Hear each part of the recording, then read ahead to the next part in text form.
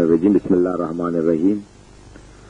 30/9/92 தஞ்சை திலகர் திடலில் தடையை மீறி நாங்கள் பொதுக்கூட்டம் ஒன்று போடப்பட்ட போது அந்த பொதுக்கூட்ட நிகழ்ச்சியை காவல்துறையினர் தடுத்து விட்டார்கள். திலகர் திடலையே பூட்டிவிட்டார்கள்.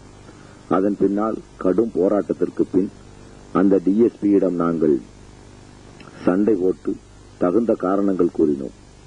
பழனி பாபாவாகிய நீங்கள் பேசினால் கலவரம் வரும் என்று அவர் சொல்ல, அதனால் தான் தடை விதிக்கிறோம் என்று அவர் கூற, ஜிகாத் கமிட்டியை சார்ந்தவர்களும் பாட்டாளி மக்கள் கட்சியை சார்ந்தவர்களும் நாங்கள் கூடி ஜெயலலிதாவின் வருகையின் போது மகாமகத்தில் 100 பேர் செத்தார்கள் என்பதற்காக ஜெயலலிதாவை நீங்கள் வர தடை விதிக்க முடியுமா என்று கூறி தடையை மீறி கூட்டம் நடைபெறும் என்று சொன்னபோது துணிச்சலோடு Nasco video audio centre, main road, Rajagiri அவர்களால் பதிவு செய்யப்பட்ட கேசட்டை தான் இப்பொழுது நீங்கள் கேட்கிறீர்கள். அந்த கேசட் பதிவு செய்யப்படும் பொழுது திலகர் திடலை பூட்டை உடைத்து நாங்கள் உள்ளே சென்று இந்த கூட்டத்தை நடத்தினோம். அங்கேயே எஸ்பி, டிஎஸ்பி அமர்நாத் போன்றோர்கள் அருகில் நிற்பதையும் இதில் காணலாம். இந்த கேசட் எடுக்கும் பொழுது கடுமையான பதட்டமான சூழ்நிலை, எங்கும் காவல்துறையினரின் கடும் விரட்டல்கள், ஆயுதம் தாங்கிய போலீசார், இத்தனைக்கு மத்தியில் இந்த கேசட்டை நாங்கள் கடும் முயற்சியில் எடுத்து நீங்கள் அமைதியான நிழலில் அமர்ந்து பார்த்ததை நாங்கள் வேர்க்க விறுவிறுக்க எடுத்த கேசட்டை நீங்கள் நிழலில் இருந்து காண்கிறீர்கள். வாஹிர் தாவனா அல்ஹம்துலில்லாஹி ரப்பில் ஆலமீன்.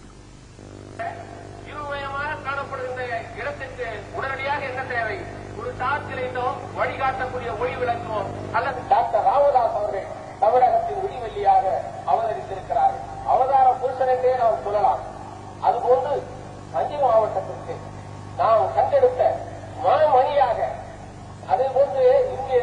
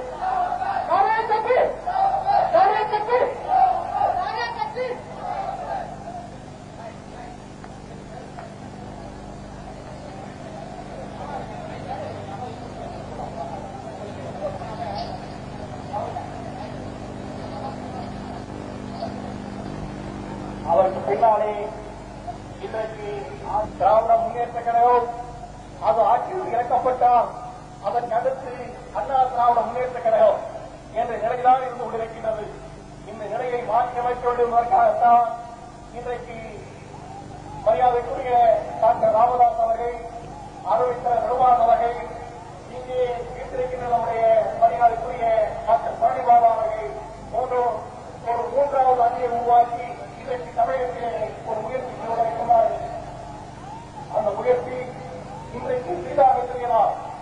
ஆனால் இந்த நாட்டின் எதிர்காலத்தை உருவாக்குகின்ற நல்ல ஒரு முயற்சியாக அந்த முயற்சி இன்றைக்கு நடைபெற்றுக் கொண்டிருக்கின்ற மரியாதைக்குரிய செல்வி ஜெயலலிதா அவர்களானாலும் சரி, அல்லது மரியாதைக்குரிய கலைஞர் கருணாநிதியாக இருந்தாலும் சரி, இவர்கள் தங்களுடைய பதவியை தக்க வைத்துக் கொள்வதற்கும் பதவியை பிரிப்பதற்கும் தான் ஆய்வுகள் அல்லாமல் அல்லாமல் கொள்கைக்காக மக்களுடைய நலனுக்காக பதவியை பயன்படுத்துகிறவர் அல்ல. ஆனால் நம்முடைய தலைவர்கள் மக்களுடைய நலனுக்காக, மொழிக்காக தங்களை அர்ப்பணித்து வளர்க்கின்றார்கள். ஒன்றே ஒன்றை மட்டும் நம்முடைய பேச இருக்கின்ற, நாமெல்லாம் ஆவலோடு எதிர்பார்த்துக் கொண்டிருக்கின்ற மரியாதைக்குரிய ஜிகாத் கமிட்டியுடைய டாக்டர் மரியாதைக்குரிய ஐயா பழனி பாபா அவர்களே, இங்கே கூடியிருக்கின்ற மரியாதைக்குரிய இந்து சமுதாய பெருங்குடி மக்களே, மரியாதைக்குரிய பாட்டாளி மக்கள் கட்சி தோழர்களே, நம்முடைய மரியாதைக்குரிய சிங்கம் பழனி பாபா அவர்கள் இங்கே என்ன பேசப் போகின்றார்கள் என்பதெல்லாம் நீங்கள் மட்டுமல்ல, தஞ்சை மாவட்டமே எதிர்பார்த்துக் கொண்டிருக்கின்றது என்பதை நீங்கள் எல்லாம் மறந்துவிடக் கூடாது. அதிலே என்னடா பாட்டாளி மக்கள் கட்சி, அங்கே மாவட்ட தலைவர் டி.ஏ. ஜெயராமன் கூட வந்து பேசுகின்றார்களே, இதில் ஏதோ விவகாரங்கள் இருக்குமோ என்று கூட மற்ற சமுதாயம் அல்ல, இங்கே இருக்கின்ற ஆதிக்க சமுதாயத்தைச் சேர்ந்த பார்ப்பவர்கள் என்ன கூடும். நான் ஒற்றுமகத்தை நான் ஒரு 2 வார்த்தையில் சொல்லி முடிச்சுடுறேன்.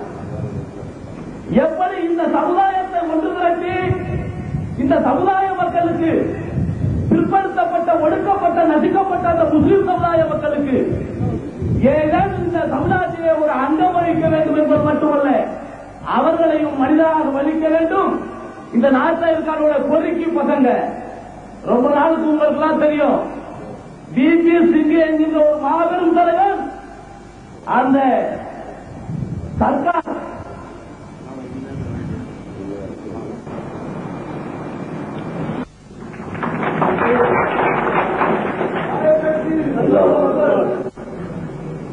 I given this gold cloth to Mr. Pranay Baba. I kindly request to any order we are prepared to do it, and we present from the Muthupet Jihad. மதிப்பிற்கும் மரியாதைக்குரிய கூட்டத்தின் தலைவர் அவர்களே, அளவற்ற அன்புடையோடும் நிகரற்ற அன்புடையோடும் ஆகிய ஆண்டவரின் திருநாமத்தால் ஆரம்பம் செய்கிறேன். மற்றும் எனக்கு முன்னால் பேசிய மரியாதைக்குரிய ஐயா கோமசாமி அவர்களே, கவிஞர் கே. உமர் கத்தாப் அவர்களே, ஐயனாபுரம் முன்னாள் சேர்மனாக இருந்த ஜி. முருகேசன் அவர்களே, வி. தனஞ்சயன், டி.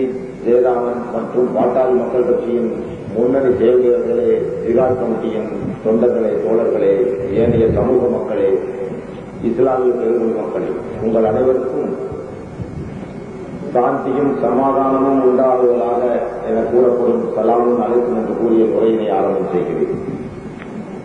வழக்கமாக நாம் கூட்டங்கள் நடக்கும் பொழுது வழக்கமாக ஏற்படுகின்ற சிக்கல், சிரமங்கள் இன்றும் ஏற்பட்டுத்தான் இருக்கும்.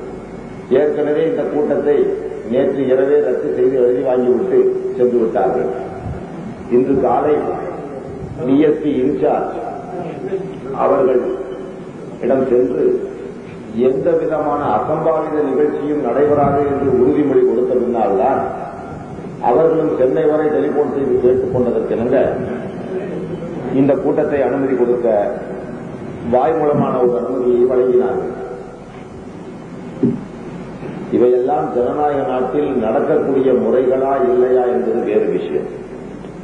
நான் காவல்துறை அன்பர்களுக்கு அன்போடு பல கூட்டங்களில் கேட்டுக் கொண்டதெல்லாம் இதுதான்.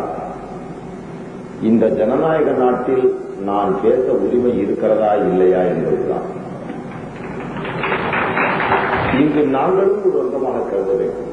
இந்த நாடு என்னை அங்கீகரிக்காவிட்டால் இந்த நாட்டை நான் அங்கீகரிக்கவே மாட்டேன் என்பதையும் தெரிவிக்கிறேன். எங்களை ஒரு தேசிய இனமாக, இந்திய அங்கமாக எந்த ஒரு அரசு கருதவில்லையோ அந்த அரசின் சட்டங்கள் எங்களுக்கு பெருப்புக்கு சமமானது என்பதை தெரிவிக்கிறேன். நாங்கள் அஞ்சியவர்கள் அல்ல. எங்களுக்கு கிடைக்க வேண்டிய உரிமையை கேட்கிறோம். உங்களை கடமையாக்கத்தான் சொல்லுகிறோம். சலுகைகளை நாங்கள் கேட்கவில்லை. எங்கள் பேச்சில் குற்றம் குறைந்தால் வழக்கம் போல் உங்கள் எஃப்ஐஆரை போடுங்கள். நீங்கள் கூட வந்து அரசாக வேண்டாம். நாங்கள் வீட்டிலிருந்து புறப்படும் பொழுது எப்பொழுது வருவாய் என்று கேட்கக்கூட எங்களுக்கு ஆட்கள் இல்லை. என்னைக்காச்சும் வருவாரு, என்னைக்காச்சும் போவாருன்னா நிறுத்தில சொல்லுவாங்களே தவிர, ஏனென்றால் திருச்சி மத்திய சிறையில் உள்ள என்னுடைய அருமை நண்பர்களை காண ஆவலோடுதான் நாங்கள் வந்திருக்கிறோம். எனக்கு அதற்கு அஞ்சியவர்கள். ஆனால் பிற சமூக மக்களை நீங்கள் புண்படுத்தி விடுவீர்கள். உங்கள் பேச்சால் நாகூரே பற்றி எரிஞ்சிட்டுங்கிறார். ஒரு மாசம் நான் நாகூருக்கே போல பத்தி எரிஞ்சிட்டுங்களா? சரி, பரவாயில்ல. ஈரை பேனாக்கி பேனை பெருமாளாக்குவது இந்தியாவின் இயல்பு தன்மை.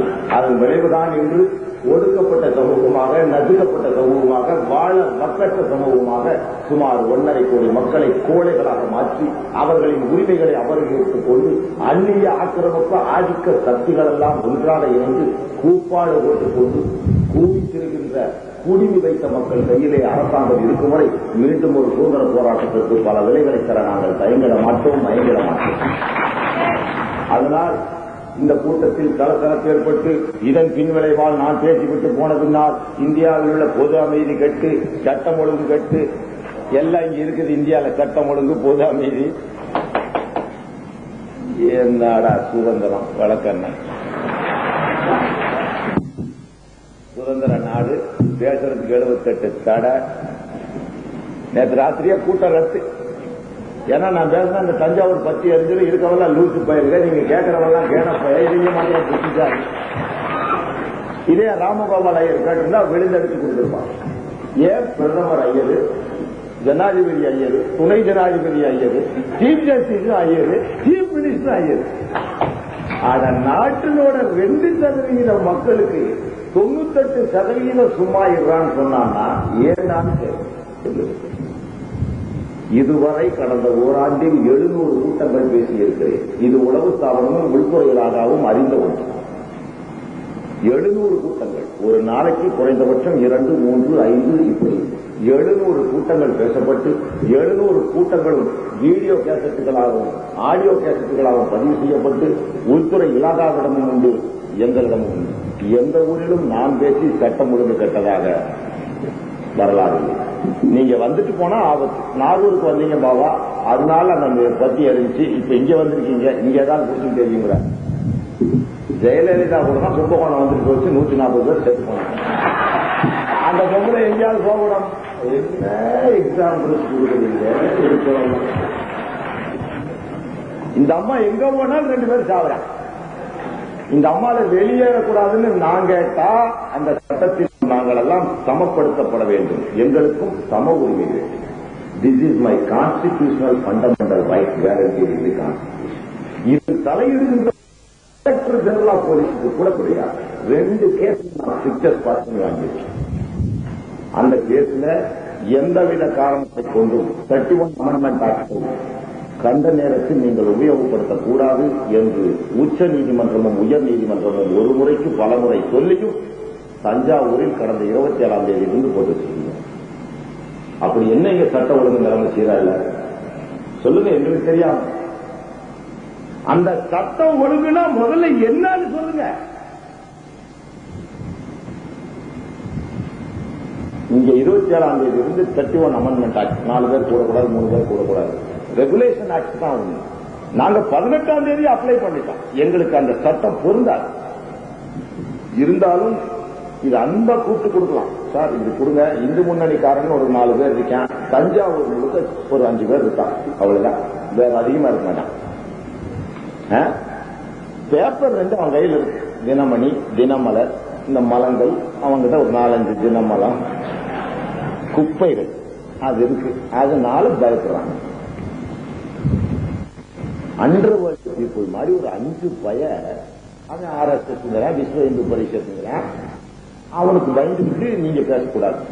என்னப்பா ஒருத்தன் லெட்டர் பேட்ல எழுதி கொடுத்தா பேசக்கூடாதுன்னா முதலமைச்சருக்கு கூட தான் எதிர்ப்பு இருக்கு. அதுக்காக நம்ம முதலமைச்சரா இருக்க முடியாதா? ஜனநாயக நாட்டில் எதிர்ப்புங்கிறது ஒரு அங்கம். It is a constitutional validity உள்ள ஒரு ரைட். அது எதிர்ப்பும் இருக்கும், ஆதரவும் இருக்கும். நல்லதை ஜீரணம் பண்ணணும், கெட்டதை ஜீரணம் பண்ணணும், நல்லதை எடுத்து வைக்கணும். இது 2ம் ஒரு ஆரோக்கியமான வளம். எதிர்த்தே பேசப்படாது, எவனை பத்தியும் பேசப்படாது. இந்த சாந்தி முகூர்த்தத்துக்கா மைக் செட்டலாம் சொல்லுங்க. என்ன அப்படி இந்த தஞ்சாவூர்ல நானும் தஞ்சை மாவட்டத்தில் இந்த வருஷத்துல 4 கூட்டம் பேசியிருக்கேன். ஒரு சட்ட ஒழுங்கு தரலையே, பொது அமைதிக்கு பங்கம் வரலையே. வழக்கமா public order, law and order, இது குப்பை சட்டம். சட்டம் ஒழுங்கு கெட்டு போச்சுன்னா அதுக்காக தானே பிரதர் நீங்க சட்டை போட்டுருக்கீங்க? சொல்லுங்க. எங்களை அன்போட கூப்பிட்டு இது உங்களோட உரிமை, எக்ஸிக்யூட்டிவ் இன் ரைட் மேனர். என் கூட்டம் ஒண்ணுல தான், நீங்க வேற எந்த கூட்டத்திலையும் பார்க்க முடியாத மாவட்ட செயலாளத்தை கூட பாத்துங்க, ஒரு பயப்பட பீடி சிகரெட் குடிக்க மாட்டாங்க. டிசிப்ளினா நிற்கான், டிசிப்ளினா தலைவர். மற்ற கூட்டத்தில் எல்லாம் தண்ணியை போட்டுட்டு அவன் தலைகீழ வருகிறான். தலைவர் அவர்களே சொல்லிட்டு பொருளாதாரத்துக்கு மாலையை போட்டு பொருளாளர் என்று தொண்டு பக்கத்தில் இருக்கும் மைக் அதெல்லாம் கேட்டதில்லை. கேட்கிறேன், காவல்துறை அதிகாரிகளுக்கு மட்டுமல்ல, இங்குள்ள மாற்று இன சகோதரர்களையும் கேட்கிறேன். எங்கள் இஸ்லாமிய சமுதாய மக்களால்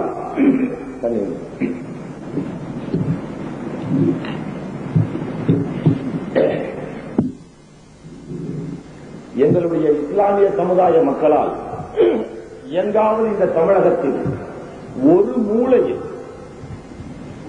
உங்களுடைய இந்துக்களின் வழிபாட்டு ஸ்தலங்கள் என்று சொல்லக்கூடிய கோவில்களிலோ அல்லது உங்களுடைய ஊர்வலங்களிலோ உங்களுடைய வழிபாடு ஸ்தலங்களிலோ கொட்டடித்துக் கொண்டு மோளம் அடித்துக் கொண்டு குடித்து கும்மாளம் விட்டதாகவோ அல்லது நீங்கள் சாமி கும்பிடுவோர் எங்கள் இஸ்லாமிய சமுதாய மக்கள் தடை உத்தரவு வாங்கியதாகவோ நீங்கள் கட்டுகின்ற கோவில்கள் பிளாட்பாரம் உட்பட ஆக்கிரமிப்பாக சட்டவிரோதமாக கட்டப்பட்ட கோவில்களை எடுக்க சொல்லி எங்காவது ஒரு ஊர்வலமோ ஒரு நோட்டீஸோ ஒரு எதிர்ப்போ காட்டினார்கள் என்பதை ஆதாரப்பூர்வமாக காட்டினால் உங்களுக்கு 10 லட்சம் ரூபாய் தருகிறேன். நான் எங்காவது ஒரு சின்ன குக்கிராமத்தில் உங்க ஊர் பக்கத்துல ஏதாவது ஒரு ஊர்ல எங்க முஸ்லீம் மக்கள் வந்து தமிழ் சகோதரர்களின் வழிபாடு ஸ்தலங்களை கட்டக்கூடாது, இந்த கோயிலை நிறுத்து, இந்த ஊர்ல சாமி கும்பிடாத அப்படி என்று சொல்லி தடை உத்தரவு வாங்குவது, மறியல் செய்வது, போராட்டம் செய்வது, நோட்டீஸ் அடிப்பது, இந்த மாதிரி ஏதாவது ஒரு சின்ன சில்லறை வேலை பண்ணுவதாக சொல்லுங்கள். நாளையே நான் இந்து மதத்தையே ஏற்றுக்கொள்ள தயாராக இருக்கிறேன். மாறாக எங்க ஊர் பள்ளியாசத்துக்கு தான் கொட்டடிச்சு போறேன். ஐயோ பாகிஸ்தான் ஆகுது இந்தியா, ஐயோ இந்துக்களை மதமாற்றம் செய்கிறார்கள், பாகிஸ்தானின் கைகூலி, அமெரிக்காவின் உளவாளி, அரபு நாட்டு பணம், இந்த வார்த்தையை மாற்றி மாற்றி 40 வருஷமா புளிச்சு போச்சு. எங்காலும் உங்க இந்துக்கள் மத்தியில வந்து உங்க கொள்கை கோட்பாடுகளுக்கு மத்தியிலையோ பழனி கோயிலுக்கு தினம் போறான் நடந்து, ஐயப்ப சாமி கோயிலுக்கு வருஷம் போறான் தினம், எவனாவது போய் அந்த முஸ்லீம் தடுத்திருக்கானா? எங்காலும் ஒரு கூட்டம் போட்டா போதும் போலீஸ்கார பயல் இருந்து சாதாரண பொறுக்கி பய வரைக்கும் கத்துறீங்களே, என்ன பாவம் செஞ்சோம்? இல்ல நாங்க என்ன வேற நாட்டுக்காரனா? சொல்லு சொல்லு, நாங்க என்ன வேற நாட்டுக்காரனா? இனிமேல் தாண்டா வேற நாட்டுக்காரனா மாறணும். நாங்க உன் கொடுமை தாங்காம இஸ்லாத்தை இறக்குமதி செய்த மக்கள் தான் நாங்களே ஒழிய நாங்களே அந்நியர்கள் அல்ல. நாங்க என்ன அரபு நாட்டில இருந்தா இங்க பிறந்துட்டோம். ஒரு காலத்துல சாணாரா இருந்திருக்கலாம், சக்கிலியரா இருந்திருக்கலாம், வன்னியரா இருந்திருக்கலாம், தேவனா இருந்திருக்கலாம், பறையனா இருந்திருக்கலாம், பல்லராக இருந்திருக்கலாம் எங்கள் முன்னோர்களும் நாங்களும். இவன் கொடுமை தாங்காம இவன் எங்களை சூத்திரன் வேசி மகன் சொல்லி தீண்டத்தகாதவனாக்கி எங்களை நிறத்தாலும் மதத்தாலும் பிறப்பாலும் வேறுபடுத்தி பாகுபடுத்தி கூறுபடுத்தி பிளவுபடுத்தி எங்களை நாசப்படுத்தி ஓரங்கட்டியதன் விளைவு எங்களுக்கு ஒரு சமத்துவம் தேவைப்பட்டது, ஒரு சகோதரத்துவம் தேவைப்பட்டது. அதனால் அரபு நாட்டிலிருந்து இஸ்லாத்தை தான் நாங்கள் இறக்குமதி செய்து கொண்டோமே ஒழிய நாங்களே அரேபியர்கள் அல்ல. ஆனால் இந்த ஆதிக்க பார்ப்பன கும்பல்கள், ஆரிய கும்பல்கள் ஆடு மாடுகளை ஓட்டிக்கொண்டு கைபர் போலன் கணவாய் வழியாக வந்த வந்தேரிகள், நாடோடிகள், இந்த நாட்டுக்கே சொந்தமில்லாத துரோகிகள் சொல்கிறார்கள் எங்களை வெளிநாட்டுக்கு போடாங்க. இந்தியாவுக்கு சொந்தமானது 2 மதங்கள் தான். ஒன்று சீக்கிய மதம், இன்னொன்று ஸ்ரீ நாராயணகுரு அவர்களால் உண்டாக்கப்பட்ட ஈழுவ மதம். இந்து மதம் உள்பட அந்நிய மதம் தான்.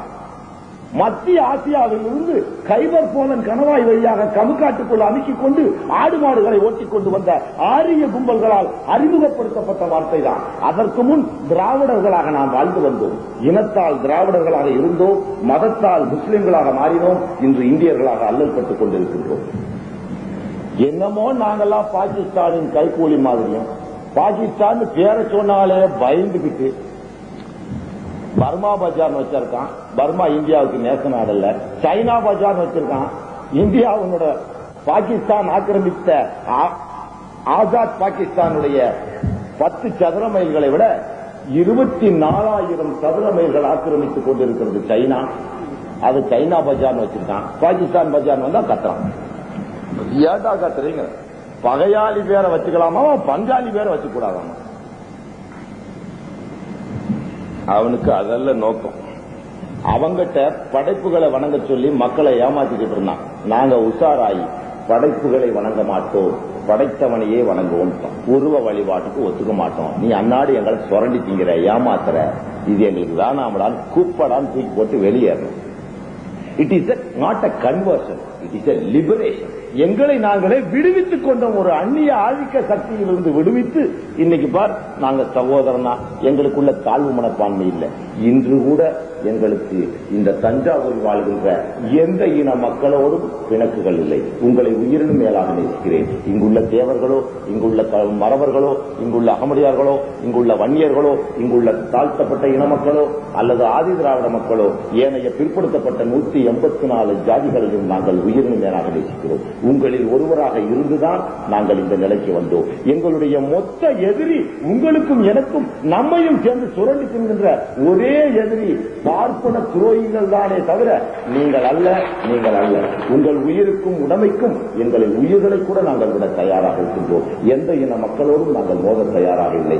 அந்த அடிப்படையில் தான் வன்னியர் சங்கத்தோடு நானும் டாக்டர் ராமதாஸும் கையெழுத்திட்டோம் சிறையில். இது சிறையில நானு நம்ம முருகேசன் சார்லாம் ஜெயில இருக்கும்போது தான் 8 மாசம் நாங்க ஒரே ஜெயில இருந்தோம், ஒரே ரூம்ல இருந்தோம். நாங்க தான் சூப்பர். அட போடா குப்பை நாடு. I feel proud to be a president of India rather than to be I feel proud to be a prisoner of India rather than to be a president of India. இந்திய சிறையின் சிறைவாசியாக இருப்பதில் பெருமை அடைகிறேன், இந்தியாவின் ஜனாதிபதியாக இருப்பதில் பெருமை அடைகிறேன். I feel proud to be a prisoner of India rather than to be a president of India. இந்தியாவோட பிரசிடென்ட் குப்பைய. நாங்க ஜெயிலுக்குள்ள கேள் எப்படி இருந்தாங்க, ராஜா மாதிரி கையை தட்டினா சூப்பர் தான் நிக்கணும். எங்களுக்கு செக்கிங் கிடையாது. ஒரு நாள் என் பாடி எப்படி டெஸ்ட் பண்ணிட்டாரு ஒரு ஊசியா உதவி சிறை அலுவலர். விட்டே ஒரு அரசியல் கேளுங்க, 3 நாள் மன்னிப்பு கேட்டதுக்கு அப்புறம் தான் அவன் உள்ள விட்டான். முதல்ல எங்களுக்கு என்ன கேட்பாங்க, நாங்க சொல்றதுதான் சட்டம், நாங்க கேட்கிற ரூம் தான். இலங்கை தமிழர்கள் ஒரு 10 பேரை கொண்டு வச்சுக்கிட்டோம். இந்த பக்கம் பாகிஸ்தான்ல கடல்ல எதுக்கு வந்தாங்க, தங்க கட்டி தூக்கி போட்டாங்க. அவனில கொண்டு வந்தான், அவனையும் கூட்டு வந்து வச்சுக்கிட்டோம். 20 அறைகள் பூரா நாங்க. இந்த மந்திரி ரகுபதி இப்ப இருக்காரு, இந்தாலும் தூக்கி வந்து போட்டான். அவனு உள்ள எல்லாத்துக்கும் நாங்க தான் சாப்பாடு சப்ளை, நாங்க தான் சக்கரை சப்ளை, 24 மணி நேரம் டீ, ராத்திரி 3 மணிக்கு கூட வடிச்ச கஞ்சியை ஊற்றி கொண்டு வந்து சூடா எங்களுக்கு எழுப்பி கொடுப்பாங்க. பொழுது போகல. நான் சொன்ன உடனே எனக்கு சிறையில் வசதிகள் வேணும்னு. இதே நாகராஜன் வசதியை ரிஜெக்ட் பண்ணார். நான் முருகேசன் சார் நானும் காலையில சிறையில் எந்திரிச்சோன்னு பேசிக்குவோம். பாருங்க சார் இப்படின்னு. அப்ப முதல் என்னை வந்து துணிஞ்சு பார்த்த ஒரு இஸ்லாமிய சகோதரர்களே, வெட்கப்படுங்கள், வேதனைப்படுங்கள். முஸ்லீம் தலைவர்கள் அல்ல. முதலில் என்னை வந்து சந்தித்தவர் தலைவர் நெடுமாறன் அவர்கள் தான். அதற்கு பின்னால் டாக்டர் ராமதாஸ் அவர்கள் வந்தார். இந்த நம்ம சமுதாயம், சமதுக்கு ஆதாயம், இந்த குப்பைங்கெல்லாம் எங்க போனாங்களே தெரியல. நான் சிறையிலிருந்து வெளியே வந்த மறுநாள் இன்றைய அமைச்சர்கள் எல்லாம், ராக்காரர்கள் உட்பட என்னிடம் வந்து, பாபா உங்களுக்கு 20 கோடியும் 20 சீட்டும் தர்றோம், காங்கிரஸுக்கும் அதிமுகவுக்கும் ஆதரவு கொடுங்க. அப்ப நான் என்ன சொன்னேன், டாக்டர் ராமதாஸே சொல்லுவார். அவர் தான் டாக்டர் ராமதாஸ் தெரியாமலே முடிச்சுக்கிட்டு அவன் உட்கார்ந்து இருக்கிறான். மஃப்டியில இருக்காரு, ஒரு பனியன் போட்டு, ஆள் ஒல்லியா இருப்பாரு மாதிரி. அவன் பாட்டுக்கு வந்தவன் ஸ்டார்ட் பண்ணிட்டான், ரிசர்ச் அண்ட் அனாலிசிஸ் விங். அப்ப நான் சொன்னேன், ஒரு சமுதாயத்தையே அடமானம் வைத்து நான் மட்டும் வாழ நினைப்பது பெற்ற தாயோடு உடல் உறவு கொள்வதற்கு சமானம். கெட் அவுட் சொன்னேன். அதுக்கப்புறம் தான் ராம்தாஸ் என்னைய, நீங்க தான் உண்மையான சமுதாய காவலன், உங்களோட தான் உறவுன்னு கையெழுத்து போட்டார். நான் நினைச்சு விக்கணும்னா வித்துட்டு போலாம். இன்னைக்கு கூட நான் ஜெயலலிதா காம்ப்ரமைஸா போயிடலாம். எனக்கு என்னங்க, கண்ணகின்னு கூட சொல்லிட்டு போறேன். கண்ணகிக்கு தான் கேவலம், கண்ணகி தானே கேஸ் போட முடியும். நான் கருப்பு கரைச்சி, நீ என்னடா கண்டவெல்லாம் போய்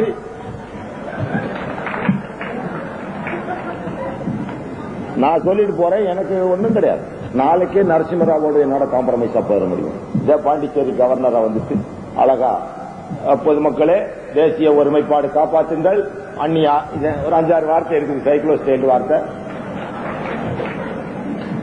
லட்சியங்கள் நிறைவேறும். அதற்காகத்தான் இன்னும் 100 சிறைகளை கொடுத்தாலும் சிலுவுகளை கொடுத்தாலும் நாங்கள் சீரான வழியில் தான் சிறப்படைவோம், ஏன் சிரம் துண்டித்தாலும் பரவாயில்லை என்று ஒரு கொள்கை ரீதியாக உண்மையான மக்களாக வாழ வேண்டும் என்பதற்காக வாழ்ந்து காட்டுகிறோமே ஒழிய காசுக்கு விலை போறோம்னா என்னைக்கோ விலை போயிடலாமே வருவேன். கொஞ்சம் இங்குள்ள முஸ்லிம் சமுதாய மக்கள் சிந்தித்து பாருங்கள். நானும் டாக்டர் ராம்தாஸும் ஒன்றாக இணைந்து கையெழுத்திடாமல் இருந்திருந்தால், ராம்தாஸ் அவர்களை பிஜேபிக்காரர்கள் பிடித்திருந்தால், பாட்டாளி மக்கள் கட்சிக்கும் பிஜேபிக்கும் உறவு ஏற்பட்டிருந்தால் இன்னைக்கு உங்க நிலைமை என்ன? 2 கோடி வன்னிய மக்களும் 1.5 கோடி முஸ்லிம் மக்களும் சுமார் 1 கோடிக்கும் மேற்பட்ட தாழ்த்தப்பட்ட மக்களும் சுமார் 2 கோடிக்கும் மேற்பட்ட பிற்படுத்தப்பட்ட ஏனைய ஜாதிகளும் ஒன்றாக சேர்ந்தால் நம்முடைய உரிமையை நாம் பெறலாம் என்ற நல்ல தூர நோக்கத்தோடு தான் இணைந்தோமே ஒழிய நீங்க ஓட்டு போடுவீங்க என்றில்ல. உங்க ஓட்டு குப்பை, அது எந்த கழுதிக்கு போடு, தாசிக்கு போடு, வேசிக்கு போடு, அதை பத்தி கவலை இல்லை. உங்களுடைய உரிமைகளை உணர்ந்து நடங்கள் என்பதற்குத்தான் 2 கோடி வன்னிய மக்கள் சார்பாக டாக்டர் ராம்தாஸ் அவர்களும் இஸ்லாமிய மக்கள் சார்பாக நானும் கையெழுத்திட்டு இன ஒற்றுமைக்காக, தமிழர்களின் இன ஒற்றுமைக்காக போட்டு இந்த கூட்டமே சமூக ஒற்றுமை மாநாடு. பல சமூகங்களுக்கிடையே நாமெல்லாம் சமுதாயத்தால் பிற்படுத்தப்பட்டு பொருளாதாரத்தால் சுரண்டப்பட்டு வாழ்கின்றோம். அதே நிலைமைதான் வன்னிய மக்களும். அது மட்டுமல்ல, 25 ஆண்டு காலமாக, 1/4 நூற்றாண்டு காலமாக கலைஞர் கருணாநிதியை ஆதரித்தோம். ஆனால் கேவலம் பிஜேபி காரனுக்கு ஆதரவு தந்தால்தான் தன்னுடைய ஆட்சி நிலைக்கும் என்பதற்காக பொய்யான வழக்கொன்றை போட்டார். அது மட்டுமல்ல, 13 பள்ளிவாசல்கள் அவருடைய ஆட்சியிலே தாக்கப்பட்டன. 25 மாத கால ஆட்சியிலே மேட்டுப்பாளையம், தகுனிக்கோட்டை, வீக்களத்தூர் என்று எண்ணிக்கை சொல்லிக் கொண்டு போனால் 16 கூட வரும். 13 ஆதாரப்பூர்வமாக எங்களிடம் உள்ளது. கிட்டத்தட்ட 11 இஸ்லாமிய பெண்கள் கற்பழிக்கப்பட்ட பின்னால் அதை கருணாநிதி கண்டுகொள்ளாமல் இந்து முன்னணிக்கு ஆதரவு தெரிவித்த ஒரே காரணத்திற்காகத்தான் கருணாநிதிக்கும் எனக்கும் கருத்து வேறுபாடு ஏற்பட்டது. எனக்கு நல்லது செய்யணும் இல்ல, எனக்கு எங்க பாட்டம் பூட்டம் தேடி வச்ச சொத்தே 10 தலைமுறைக்கு இருக்குது, போதும். ஏதோ இந்த கூடத்துக்கு வந்துட்டு போனா அந்த மாவட்ட செயலாளர் காசு கேட்காம இருந்தானா சரி.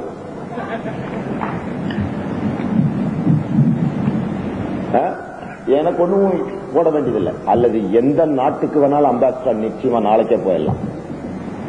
எம்மாதிரி உள்ளவர்களை எந்த அரசியல் கட்சிக்காரனும் தேடிக்குவான். I am eligible man, good orator, well educated, நாகரிகமா நடக்கும் தெரியும், எப்படியோ என்னை எவனும் கன்சியூம் பண்ணிப்பான். ஆனா நீ நல்லா இருக்கணும் தான் நான் நினைச்சேனே ஒழிய என்னுடைய ஃபண்டமெண்டல் ரைட் எல்லாம் யாரும் தடுக்க முடியாது. எனக்குள்ள உரிமை, எனக்குள்ள ஜீவாதார உரிமைகளை யாரும் குறுக்கிட முடியாது. குறுக்கிட்ட நான் சும்மா விட மாட்டேன். என் வழியில குறுக்கிடாத வரைக்கும் நாங்களும் ஜெயலலிதா வழியில குறுக்கிடல. தமிழனை பிடிச்ச தர்த்துல அந்த மாதிரி தேசிய ஒருமைப்பாடுன்னு பேசுறது நம்ம ஒரு நாக்காளிக்கு தான். ஆந்திரத்து சென்னா ரெட்டியிலிருந்து, ஆந்திரத்து பிரகாச ரெட்டியிலிருந்து ஆந்திரத்துக்கார அவர் ஆண்டுட்டு போயிட்டார். அடுத்தாப்புல கேரளத்து கோபால மேனம் புள்ள அவனு ஆண்டுட்டு போயிட்டான். கன்னடத்து பிராமணிச்சு இவ்வளவு ஆண்டுட்டு போயிட்டான். அடுத்த மகாராஷ்டிரா சிவாஜி ராவ் அவனு ஆண்டுட்டு போ. நீ நாக்க வலிச்சுக்கிட்டே நில்லு. தமிழன் கத்திக்கிட்டே உனக்கு என்ன மிஞ்சும்? மக்கள் கையில மையும் மந்திரி வாயில பொய்யும் தான் மிஞ்சும். நீயும் எங்களை போல உரிமைகளோடு வாழணுங்கிற ஒரே குறிக்கோளோடு தான் வன்னிய இன மக்களும் இஸ்லாமிய மக்களும் ஒன்றாக சேர்ந்தோம். அதற்கு முன்னால் மிக மிக பிற்படுத்தப்பட்ட ஜாதிகளுக்காக இடஒதுக்கீடு கேட்டு சுமார் 7 நாள் தொடர் மறியல் செய்து அதன் பின்விளைவாக 24 வன்னிய பெண்களின் கருகுமணிகள் தாலிகள் அருந்த பின்னால் 24 இளம் விதவைகளினால் 24 இளம் வாலிபர்கள் துப்பாக்கி ரவைக்கு பலியானதினால், துப்பாக்கியால் சுடப்பட்டு கொல்லப்பட்ட பின்னால் அரசு பணிந்து 184 ஜாதிகளுக்கு மிக மிக பிற்படுத்தப்பட்டவர் பட்டியலில் அரசின் வேலை வாய்ப்பில் இடஒதுக்கீடு அளித்தது. எவ்வளவு? 24 பேர்கள் இந்த வன்னிய சகோதரிகள் தங்களுடைய மாங்கல்யத்தை இழந்தார்கள், பொட்டை இழந்தார்கள், பூ இழந்தார்கள். தாங்கள் வாழ அல்ல, 184 ஜாதிகள் பிற்படுத்தப்பட்ட, மிக மிக பிற்படுத்தப்பட்ட ஜாதிகள் வாழ்வதற்காக தங்கள் இனத்தை பலி கொடுத்தவர்கள் தான் இந்த வன்னிய மக்கள். அவர்கள் கைகளை முத்தமிடுவதில் கூட நான் பெருமை அடைகின்றேன். தங்கள் இனம் வாழாமல் தன் இன சகோதரிகளை பொட்டியிழந்து பூவிழந்து வாழ வைத்து உன் சகோதரிகள் மத்தியில் மகுடத்தை சூட்டிய ஒரு மாபெரும் வீரர்கள் தான் இந்த வன்னிய மக்கள் என்பதை இங்குள்ள ஏனைய பிற்படுத்தப்பட்ட மக்களே நீங்கள் மறந்து விடாதீர்கள். 184 ஜாதிகளுக்காக தன் இன பெண்கள் 24 பேரை இளவைகளாக்கினார் டாக்டர் ராம்தாஸ். தன் 24 இளம் வாலிபர்களை துப்பாக்கி ரவைக்கு பலி கொடுத்தார். விலை கொடுக்காத ஒரு சமுதாயம், வீணாய் போன சமுதாயம் என்பதை உலகுக்கு நிலைநிறுத்தி காட்டினார். ஆனால் ஒரு ஜாதிக்காரன் கூட அவருக்கு நன்றி சொல்லி கடிதம் போடவில்லை. ஜிஹாத் கமிட்டி ஒன்றுதான் டாக்டர் ராம்தாஸுக்கு முதலாக நன்றி சொல்லி ஒரு தீர்மானத்தை நிறைவேற்றியது. நாங்கெல்லாம் இந்த நாட்டுக்கு தேச விரோதியா போயிட்டோம். எங்களை பார்த்து இந்து முஸ்லீம் ஒற்றுமைக்கு யாரா அந்த இந்து சொல்லு? இவங்கெல்லாம் இந்து அல்லவா? முருகேசன் இந்து அல்லவா? இவர் இந்து அல்ல, அவர் இந்து எல்லாம் பாரு.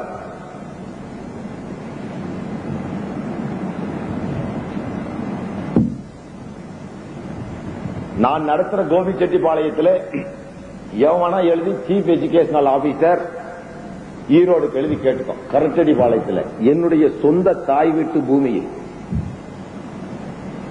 சுமார் 22 ஏக்கர் பூமியை இன்று 60 லட்சம் ரூபாய்க்கு மேல போகும். செங்கோட்டையனுடைய மந்திரி செங்கோட்டையனுக்கு பக்கத்து பூமி.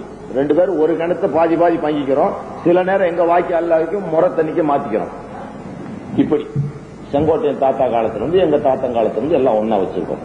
அந்த பூமியில ஒரு ஆண்டவர் தொழிற்பயிற்சி நிலையம் ஒன்றை வைத்து 1979 எம்ஜிஆர் சர்க்காரை எதிர்த்து மத்திய அரசிடம் அனுமதி வாங்கி எந்தவித அரசின் சலுகைகளும் பெறாமல் ஆதி திராவிட மக்களுக்காக 1979 இன்று 92 முடிய கடந்த 13 ஆண்டுகளாக நடத்தி வருகிறேன்.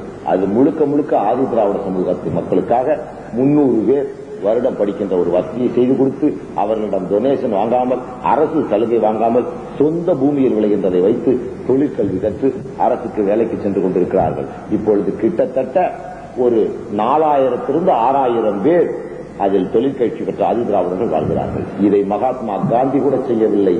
நான் முஸ்லீமாக இருந்து செய்வேன். நான் மதவெறியனாகிறேன். என்ன பார்த்து ஜாதி துவேசிங்கிறான், தேச துரோகி தான். இதுதான் தேச துரோகம் என்றால் ஒரு ஆதி திராவிடனை சமப்படுத்துவதும் மேம்படுத்துவதும் தொழில் ரீதியாகவும் பொருளாதார ரீதியாகவும் அவனை மேம்படுத்துவதுதான் தேச துரோகம் என்றால் அந்த துரோகத்தை நான் செய்து கொண்டே இருப்பேன். அதற்கு தூக்குதான் தண்டனை என்றால் தொங்கட்டு முன் கயிறு கவலைப்படுபவன் அல்ல நான். அதன் பின்னால் 13,000 பேர் கொண்ட ஒரு இயக்கத்தை ஆரம்பித்து தொழுநோயர்கள் இல்லத்தை மாதவரம் பால் பண்ணைக்கு அருகில் இந்த கிறிஸ்தவ பாதிரியார்களுக்கு உடன் இணைந்து செயல்படுத்தி காட்டினேன். அப்பொழுது என்னுடைய வயது 22. இன்னைக்கு நான் இந்த தேசத்துக்கு விரோதியா போயிட்டேன். தொழுநோய்க்காரனையே தொட்டு பார்க்காம பேரம் பேத்தியோட நிர்வாணமா படுத்தல இந்த நாட்டுக்கு மகாத்மாவாயிட்டான்.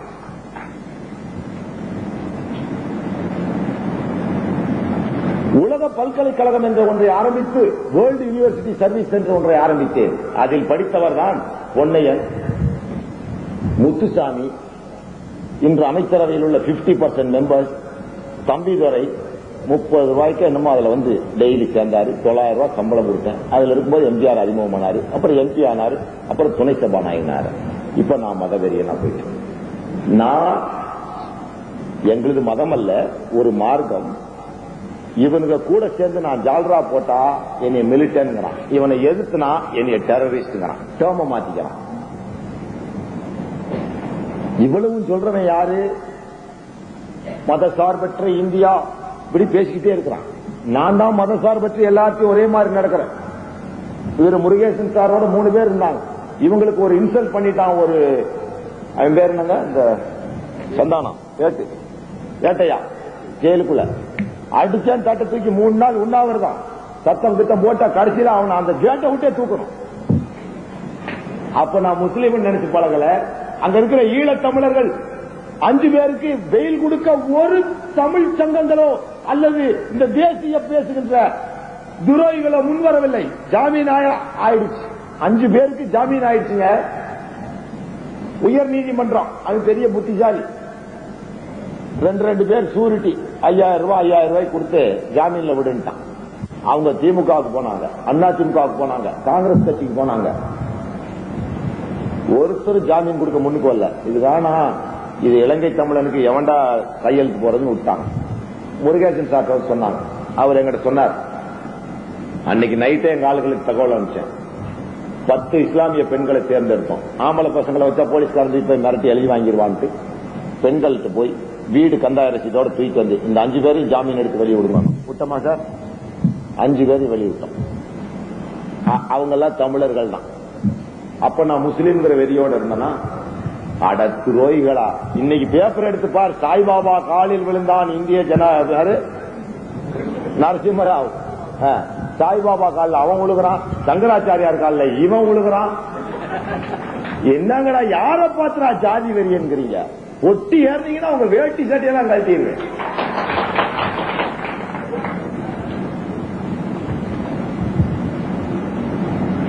நீங்கெல்லாம் இந்த பாரதத்தின் பிரதமர், உங்களை எல்லாம் நாங்க ஏத்துக்கணும். நீ மதசார்பற்ற நாட்டில் உன் பொண்டாட்டி பிள்ளைகளா சுருட்டினது போக நாங்கெல்லாம் தேசத்தின் துரோகிகள். அட போடா குப்பை. இந்திய கான்ஸ்டிடியூஷன்ல தேசம் என்ற வார்த்தை கிடையாது. There is not even mentioned once in the Indian Constitution that India is a nation. Indian Union என்ற வார்த்தை தான் இருக்கிறது. ஒரு நாட்டை நாடுன்னு சொல்லிக்க முடியாத ஒரு வெட்கக்கேடான நிலையில் ஒரு நாட்டை வைத்திருக்கிறீர்கள். 45 ஆண்டு கால சுதந்திர வரலாற்று. சுதந்திரம் வாங்கினீங்க, எவன்டா கொடுத்தீங்க?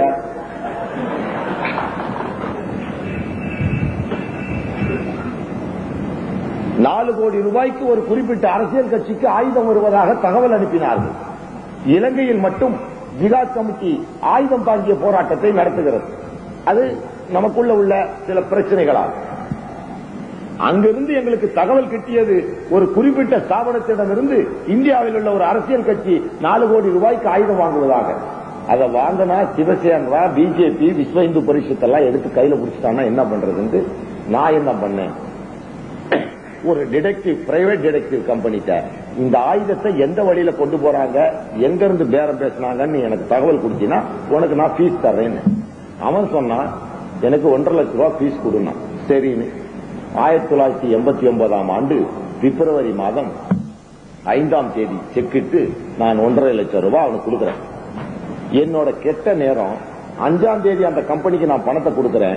7ஆம் தேதி அந்த கம்பெனியை மீனாட்சி சேஷாத்திரிங்கிற ஒரு இந்தி நடிகை, ஒரு பிராமணச்சி அதை விலைக்கு வாங்கி விடுகிறார். அவ RSS எடுபடி. அவ என்ன பண்றா, எனக்கு தப்பான தகவலை கொடுக்கிறான். அந்த தகவலை நான் அன்றைய டிஜிபி துரைக்கு கொடுக்கிறேன். காசை வாங்கிட்டு பொய் தகவல் கொடுத்துறான். அதை நம்பி அவர் போலீஸை டெஸ்பாச் பண்ண பொய் தகவலா போகுது. உடனே கருணாநிதி நீ போன்ல கூப்பிட்டு, இனிமேல் நீ பொய் தகவல்லாம் கொடுக்காத, அப்படி இப்படி விரட்டிடுறாரு. நான் சோர்வடைஞ்சிடறேன். என்ன நடந்ததுன்னு பார்த்துட்டு அந்த கம்பெனியை உடனே கன்சியூமர் கோர்ட்டுக்கு இழுக்கிறேன். அவன் உடனே எனக்கு பணத்தை திருப்பி கொடுக்குறான். அதை வாங்கிட்டு முன்னாள் ஐஜியாக இருந்த அருளுடைய மகள் ஜெனிஃபர் அருளுடைய உதவியால் இன்னொரு உளவு ஸ்தாபனம் பிரைவேட் டிடெக்டிவ்க்கு பணத்தை கொடுத்தோன்னா அவங்க எனக்கு சரியான தகவல் கொடுக்கறாங்க. தர்கா வலசுக்கு அருகில், ராமநாதபுரத்தில் ஒரு தர்காவுக்கு அருகில் அது புதைக்க வைக்கப்பட்டிருக்கிற தகவலை சொல்லுகிறார்கள். இதை மறுபடியும் கருணாநிதி சொன்னா நம்ப மாட்டான், இவன் பிஜேபியோட அலையன்ஸா இருக்கிறான்னு சொல்லிட்டு நான் என்ன பண்ணிட்டேன், DRIக்கு போன் பண்ணி விட்டேன், டைரக்டர் ஆஃப் ரெவென்யூ இன்டெலிஜென்ஸ். அவனுக்கு சொல்லிட்டு ட்ரக் ஸ்குவாட் இருக்கான் பார், போதை மருந்து குடிக்கிறவன், அவனுக்கு சொல்லிவிட்டேன் போதை பொருள் அங்க இருக்குதுன்னு. எனக்கு தெரியாது ஆயுதம் தான். ஆயுதம்னா யார் எடுக்கிறதுங்கிற தகவல்ல போலீஸுக்கு காசு கொடுத்து சரி பண்ணிடுவான் பிஜேபி காரன். அவன் எல்லாம் காசு வாங்குற கும்பல் தானே. உடனே அவன் உள்ள பூந்து எல்லாம் அரிச்சு கிரிச்சு பார்த்தா ஆயுதமா இருந்துச்சு. அவன் நேரம் என்ன பண்ணிட்டான், கஸ்டம்ஸ்க்கு இன்ஃபார்ம் பண்ணிட்டான். கஸ்டம்ஸ் எல்லாம் போய் பேப்பர்ல போட்டான் 4 கோடி ரூபாய் ஆயுதம். யாருக்கு வந்துச்சுன்னு போட்டானுங்களா, அல்லது கருணாநிதியாவது கண்டுபிடிக்க முடிந்தாரா? இஸ்லாமிய சகோதரர்களே, உங்கள் பெண்களின் கருகுமணிகளை நோக்கிய துப்பாக்கிகள் அவைகள். அன்று தக்க நேரத்தில் நான் தடுத்திருக்காவிட்டால் இன்று உங்கள் வீட்டு பெண்கள் வெள்ளைச்சிலையோடு விதவைகளாகத்தான் நின்று இருப்பார்கள். உடனே கோபமுற்ற பிஜேபிக்காரர்கள் சென்னையிலே ஒரு மாநாட்டை கூட்டி பழனி பாபா என்பவனை தேசிய பாதுகாப்பு சட்டத்தில் கைது செய்கிறான். இதை மதுரை டிவியில் உட்காந்து நானே பார்த்துட்டு இருக்கேன். விஜயமாதா சிந்தியான் ஒருத்தி முன்மொழியறா, வாஜ்பாய் வழிமொழியறா, அவன் அத்வானி அறிவிப்பு செய்யறான். உடனே அங்க இருக்க நிருபர்கள் யார் பழனி பாபான்னு கேட்கிறான். அது கூட அவன் பழனி பாபான்னு வாயில வரல, பன்னி பாபா பன்னி பாபாங்களாம். எல்லா சிறப்பு நகரம் தமிழனுக்கே உரிய சிறப்பு. அவன் வாயில நுழையாது வடநாட்டுக்காரன். பன்னி பாபாங்களாம். அன்னைக்கு கருணாநிதி காத்துக்கிட்டு இருக்கார். எதுக்கு? விருந்து வச்சுக்கிட்டு. எவன் எங்களை நோக்கி ஆயுத போராட்டத்திற்கு தன்னுடைய இயக்கத்தை தயார் செய்கிறானோ, எவன் எங்களுடைய இனத்தை அழிக்க வேண்டும் என்று உறுதிமொழி எடுத்து எங்களை அன்றாடம் அழித்துக் கொண்டிருக்கிறானோ அவனுக்கு விருந்து வைக்கின்ற ஒரு துரோகியாக கருணாநிதி மாறிய பின்னால் தான் கருணாநிதியின் நட்பையை நாங்கள் மறுபரிசீலனை செய்தோம். உடனே இவர் என்ன பண்ணார்? காரைக்குடியில போய் ரிமாண்ட் பண்ணார். இன்னைக்கு கூட உங்க ஊர் டிஎஸ்பி சொன்னார், நீங்க நாகூருக்கு வந்து பத்தி அறிஞ்சிச்சார். நாகூர்ல கலவரம்னா நாகப்பட்டினம் மேஜிஸ்ட்ரேட்ல என்னை ரிமாண்ட் பண்ணிருக்கணும். நாகூர் கலவரத்திற்கு நான் தான் காரணம் என்றால் நாகப்பட்டினம் மேஜிஸ்ட்ரேட் அல்லவா என்னை ரிமாண்ட் செஞ்சிருக்கணும். என்ன காரைக்குடியில நான் வெளியிட்ட ஒரு நூலுக்காக கைது செய்து மதுரை ஜெயில வச்சிருந்து இவன் அறிவித்த மறுநாள் எனக்கு தேசிய பாதுகாப்பு சட்டம் போடுறாங்க. அந்த நிலையத்தில் மதுரை ஜெயில ஒரு கைதி இறந்துடுறான். 5 மணிக்கு அந்த கைதி என்கிட்ட வந்து தீப்பெட்டி வாங்கிட்டு போறான். 5:30 மணிக்கு லாக்அப் முடியும் போது இடையில எப்போ இறந்துறான் எனக்கு தெரியல. கைதிகள்லாம் உண்ணாவிரதம் இருந்து ஐஜி பிரிசன் சிறைத்துறை தலைவருக்கு தகவல் போய் அங்கிருந்து வைகுந்த் ஐபிஎஸ் என்பவர் அங்கிருந்து புறப்பட்டு இங்க வர்றார். அவர் வந்த உடனே விசாரணை நடக்குது. அப்ப கடைசி அவனை பார்த்தது யாரு? அந்த செல்லுல இருக்காரு பழனி பாபான்னு ஒருத்தர், அவர் தான் பார்த்தாங்க. அப்போ 23/6/1990 23 தானே சார்? 90வது வருஷம் 23ஆம் தேதி. நல்லா பாத்துக்கோங்க. உடனே ஐஜி வந்து என்ன பண்ணார்? என்ன கூப்பிடுறாரு, சூப்பரண்டென்டிய எஸ்கார்ட் பண்ணி கொண்டு போறாரு. நான் ஐஜி கிட்ட உட்காந்து பேசும்போது ஐஜி சொல்றாரு, நீங்க பாத்தீங்களா சார்? நான் ஒரு ஆளை பார்த்தேன், அவர் பேர் தெரியாது, வேணா அந்த ஆளை காமிச்சீங்கன்னா நான் காட்டுறேன். ஆள் செத்துட்டாரு, உயிரோடு இருக்காரா அது எனக்கு தெரியாது சார். சரி, உயிரோடவோ பெணமாவோ பார்த்தா அடையாளம் கண்டுபிடிப்பேன். உடனே ஹேண்டட் ஓவர் டேக்கன் ஓவர் எழுதுறாரு. ஐஜி இருந்து சூப்பரண்ட் இருந்து ஐஜி வாங்கிக்கிறாரு. அதுக்கு ஹேண்ட் ஓவர் டேக்கன் ஓவர்லாம் போட்டு என்ன ஆர்ம்டு ரிசர்வ் போலீஸ் உள்ள வண்டியில ஏற்றும் போது மதியம் 2 மணி சாப்பாடு கொடுத்து எஸ்சி ராஜாஜி பொது மருத்துவமனைக்கு என்னை அழைத்து செல்கிறார். அங்க போறேன். அங்க போகும்போது அங்க Madurai collector, district magistrate and collector, district sessions judge, அதெல்லாம district revenue officer, district medical officer, ஒரு மாநில அதிகாரி, state grade officer, 5 district grade ஆபீசர்கள் நின்று என்னைய பழனி பாபா தானான்னு அடையாளம் பார்த்து மச்சங்கச்செல்லாம் பார்த்து கையெழுத்து போட்டு அந்த மார்ச்சரி கொண்டு போறாங்க. அங்க 5 பணம் வச்சிருக்கு. அதுல 2வது பணத்தை காமிச்சு இந்த ஆளை நான் நேற்று உயிரோட பார்த்தேன், நல்ல ஆரோக்கியத்தோட. மறுபடியும் வெளியே கூட்டிட்டு வந்தாங்க. அப்புறம் அந்த பணத்தை மாத்தி படுக்க வச்சாங்க. மறுபடியும் போய் 4வது ஆளை காமிச்சேன், அதே பணம் இந்த ஆள்.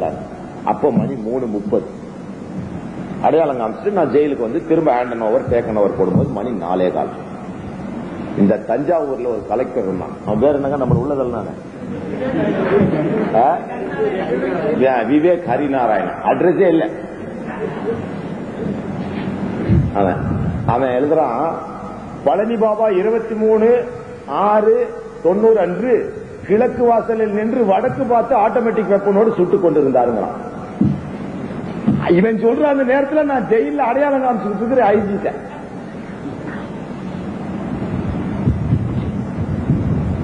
இப்ப கூட ஒரு ஆள் பண்ணிக்கு பேர் வைக்க சொன்னா விவேக் ஹரிநாராயணன் வச்சிடலான்னு பார்த்தேன்.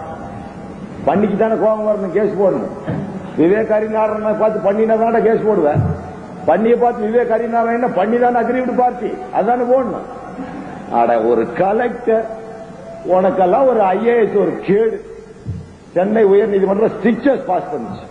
போனா போகுதுன்னு டேமேஜ் சுட்டு போகும்போது என்கிட்ட வந்து கெஞ்சனாருன்னு விட்டேன். இல்லைன்னா சட்டை கழட்டி அனுப்பிச்சிருக்கேன் ஊருக்கு.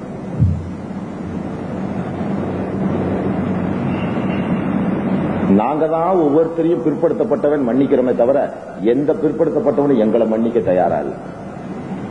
யாருக்காவது இந்த ஒரு டிஎஸ்பி கூட ஜெயலலிதாவின் பக்தர் போல இருக்கு. ரொம்ப அந்த அம்மால மேடம் ரொம்ப நல்லா அட்மினிஸ்ட்ரேட் பண்றாங்கிறாரு. எங்களுக்கு என்ன சார் அதனால? உங்க இப்ப இன்சார்ஜ் டிஎஸ்பி இருக்கிறாரு அமர்நாத், அவர் பயங்கரமான ஜெயலலிதா பக்தன். அப்ப நாடு எப்படி உருப்படும்? இப்படி திமுகவின் பக்தனாக இருந்த துரை டிஜிபியாக இருந்தார் சார். நீங்களா டிஎஸ்பியா இருக்கிறீங்க, அவர் டிஜிபியா இருந்தார். அவர் கடைசியில் அவரோட நிலைமை என்ன? தூக்க மாத்திரை அடிச்சு தூண்டு போட்டார். எந்த அரசியல் கட்சியும் ஒபே யுவர் ஆர்டர்ஸ், எல்லா பெரியவர்களும் சொல்றதை நீங்க கேளுங்க. ஆனா எங்களோட உரிமைகளை மட்டும் தயவு செஞ்சு மனவாட்டம் இல்லாமல் எங்கள் உரிமைகளை அனுமதியுங்கள். நாங்கள் உங்களுக்கு எந்த அளவுக்கு இந்த ஊர்ல வந்து கொளுத்தணும்னா முருகேசன் சார் காட்டத்தான் நான் போய் கொளுத்தணும். அதுல எனக்கு என்ன லாபம்? ரெண்டு இனம் ஒன்னா சேர்ந்து வன்னிய மக்கள், தாழ்த்தப்பட்ட மக்கள், பிற்படுத்தப்பட்ட மக்கள், சிறுபான்மை மக்கள், நீங்க ஒன்னா சேர்ந்தா நம்மள சுரண்டி திங்கிற பாப்பாங்கிட்ட இருந்து அந்த பதவியில் பெறலாம். ஏன்னா இன்று இஸ்லாமிய மக்களில் 10,000 பேருக்கு ஒரு டிகிரி ஹோல்டர் இல்லை, BA/BSc டிகிரி ஹோல்டர். 50,000 பேருக்கு ஒரு போஸ்ட் கிராஜுவேட் இல்லை. 1 லட்சம் பேருக்கு ஒரு டாக்டர் இல்லை. 10 லட்சம் பேருக்கு ஒரு வக்கீல் இல்லை. 50 லட்சம் பேருக்கு ஒரு IAS இல்லை. ஒரு IPS.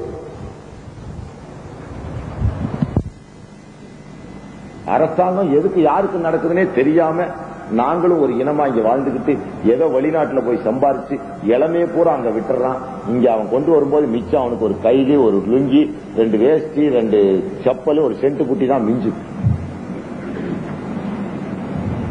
அந்நிய செலவாணி ஏதோ மீட்டு கொடுத்துட்டு அவனுக்கு இங்கேயாவது வேலை இல்லா திண்டாட்டம் எங்கிட்டோ போய் பொழைச்சுக்கிட்டு இருக்கான். கொண்டாட்டி பிள்ளையெல்லாம் இங்க விட்டுட்டு அவன் பொழைச்சு போயிருக்கான். இங்க ஒண்ணுமே வேலை இல்லாத மணியாட்டிக்கிட்டு சாமி பேர்ல ஏமாத்திக்கிட்டு தெரியுற அயோக்கிய RSS கும்பல்கள் இந்தியாவே உனக்கு சொந்தம் நினைக்கிற. எச்சரிக்கை விடுகிறேன். உங்களுடைய போராட்டங்களை அமைதியான உங்கள் வழியில் நடத்துங்கள். எங்களை பழி கொடுத்துத்தான் அந்த போராட்டம் என்றால் அதன் விளைவு நாடு காடாகத்தான் போகும். அதற்காக நாங்கள் தயங்கிட மாட்டோம். நாங்க சும்மா வந்து இந்துக்கள் முஸ்லிம்கள் என்னையா இந்து முஸ்லிம்? நீ படைப்புகளை வணங்குற, நான் படைச்சவனை வணங்குறேன். இதுல என்ன இந்து முஸ்லிம்? You say everything God, I say everything gods. ஒரு அப்பாஸ்டபி இஸ் ஃபினிஷ்ட். நீ என்னத்தையோ கும்பிட்டுட்டு போ. உங்களையோ அல்லது இங்குள்ள ஏனைய பிற்படுத்தப்பட்ட மக்களையோ நாங்கள் ஏசக்கூடியவர்கள் அல்ல, பேசக்கூடியவர்கள் அல்ல, மாறாக நேசிக்கக்கூடியவர்கள். சத்தியமாக சொல்லுகிறேன், எந்த பிற்படுத்தப்பட்ட இன மக்களுக்கு எந்த பிரச்சனை என்றாலும் ஜிகாத் கமிட்டியவோ, பாட்டாளி மக்கள் கட்சியவோ, ஏனைய எங்களுடைய கூட்டமைப்புகளையோ நீங்கள் தொடர்பு கொள்ளுங்கள். உங்களுடைய உரிமைகளுக்காக எங்கள் உயிரை கூட கொடுக்க நாங்கள் தயாராக இருக்கின்றோம். உங்கள் மீது எங்களுக்கு காழ்ப்புணர்வு இல்ல. நீயும் நானும் வேறா இருந்தா தானே, உங்க மாதிரி இருந்துதானே நாங்களும் இஸ்லாமியர்களாக இஸ்லாத்தை இறக்குமதி செய்து இஸ்லாத்தை தான் நாங்கள் ஏற்றுக்கொண்டோமே தவிர இவன மாதிரி பொய்யும் புருடாவும் பேசிக்கிட்டு ஒரு 2% விஷ்ணு பக்தர்களுக்காக இருக்கின்ற 98% மக்கள் தலையில ஏறி முளகா அரைச்சிட்டு அவனுக்குள்ள உள்ள ஒரு பிளவு. ராமஜென்ம பூமி பிரச்சனை கூட வைஷ்ணவர்கள் பிரச்சனை, அதை இந்தியாவின் பிரச்சனையா காட்டுறான். எப்படி அது இந்தியாவின் பிரச்சனையாகும்? உனக்கு பள்ளிவாசல் தான் வேணுமா? எங்கள்கிட்ட கேள், எந்த இடம் வேணும் எடுத்துட்டு போன்னு சொல்லிடுவோம். இந்த இடத்துல ராமர் கோயில் இருந்துச்சுன்னு சொல்லுப்பா, எடுத்துட்டு போப்பான்னா நாங்க அதை பள்ளிவாசல விட்டு கொடுக்க தயார். அந்த பள்ளிவாசல் தான் நாங்க தொழுகணும் இல்ல, எங்க வேணாலும் பள்ளிவாசல கட்டிக்கலாம். வளகாப்பு நடத்தி 16 வகையான காய்கறிகள் வைத்து 70 குதிரை பூட்டின சாரியட்ல 40 நாள் இருந்து விழா நடத்தி தாய் வீட்டுக்கு எடுத்துட்டு போறாங்க. தாய் வீடு எது? அயோத்தி அல்ல, அயோத்தி தகப்பனூர். தாய் வீடு கோசல நாடு. அதுக்கு 70 குதிரை பூட்டின சாரியட்ல கொண்டு போய் அயோத்தி தாண்டி கோசல நாட்டுல தான் புள்ள பிறந்ததாக ராமாயணம் சொல்லு. எல்லாரு வீட்லயும் தலைப்பிரசவம் எங்க நடக்கும்? அம்மா வீட்டுல, அம்மாவோட அம்மா வீட்டுல நடக்கும். ஆச்சியா அம்மாயியா? அம்மாச்சி வீட்டுல நடக்கும். ராமனோட அம்மாச்சி வீடு கோசல நாடு, அயோத்தியில பிறந்துச்சு. நீ சொன்னீங்க, நீயா பிரசவம் பார்த்த? வாடா கோத்துக்கு, நான் கோத்துக்கு வர மாட்டேங்கிறான். அத யாரா கட்டினது கோயில்? இந்த வாட்ச் என்னோடது, இது ரோலக்ஸ் வாட்ச், இது எங்க அப்பா என் பிறந்த நாளுக்கு பிரசன்ட் பண்ணது, இது நான் சிங்கப்பூர்ல வாங்கினேன், இந்த டியூட்டி ரசீது, இந்த அதனோட பில்லு, இதை இவர் திருடிட்டாரு, இவர்கிட்ட இருக்குது. இன்ஸ்பெக்டர் போய் சொல்றேன், சார் இது என்னோட வாட்ச் சார், இவர் திருடி வச்சுட்டு தரமாட்டேங்கிறாரு. இன்ஸ்பெக்டர் கூப்பிடுறாரு, என்ன வாட்ச் ஒன்னோடங்கிறதுக்கு என்ன ஆதாரம்? இந்தாங்க சார் டியூட்டி ரசீட், இந்தாங்க சார் நான் வாங்கின பில்லு, இந்தாங்க சார் வாட்ச் நம்பர். பாய் நீங்க வாங்க, என்ன வாட்ச் கையில கட்டிருக்க? கழட்டு. பில்லு நம்பர்ல ஒத்து போகுது. இது ஒன்னோடதுங்கிறதுக்கு என்ன ஆதாரம்? உனக்கு யார் பாய் வாங்கி கொடுத்தா? எனக்கு விக்ரமாதித்த சந்திரகுப்தே வாங்கி கொடுத்தான்னா. லொல்லுதான். ஏடா ரோலக்ஸ் கம்பெனிக்கு விக்ரமாதித்தனுக்கு என்னடா சம்பந்தம்? வாடா கோத்துனா வரமாட்டேங்கிறான். விக்ரமாதித்தன் பீகார் எல்லையவே தாண்டின குப்த பேரரசுக்காரன். இது உத்தரப்பிரதேசத்துல இருக்குது. அவன் கட்டல கோயிலுங்கிறான். ஏன் ராமனுக்கு புள்ள இருந்துச்சு, லவகுசா ஏன் கட்டல? லவனும் குசாவும் ஏன் கட்டல? அட ராமன் பேர வாஜ்பாய் நீ வச்சிருக்கியா? அத்வானி நீ வச்சிருக்கியா? விஜயமாதா சிந்தியா உன் நீ வச்சிருக்கியா? தேவரசு நீ வச்சிருக்கியா?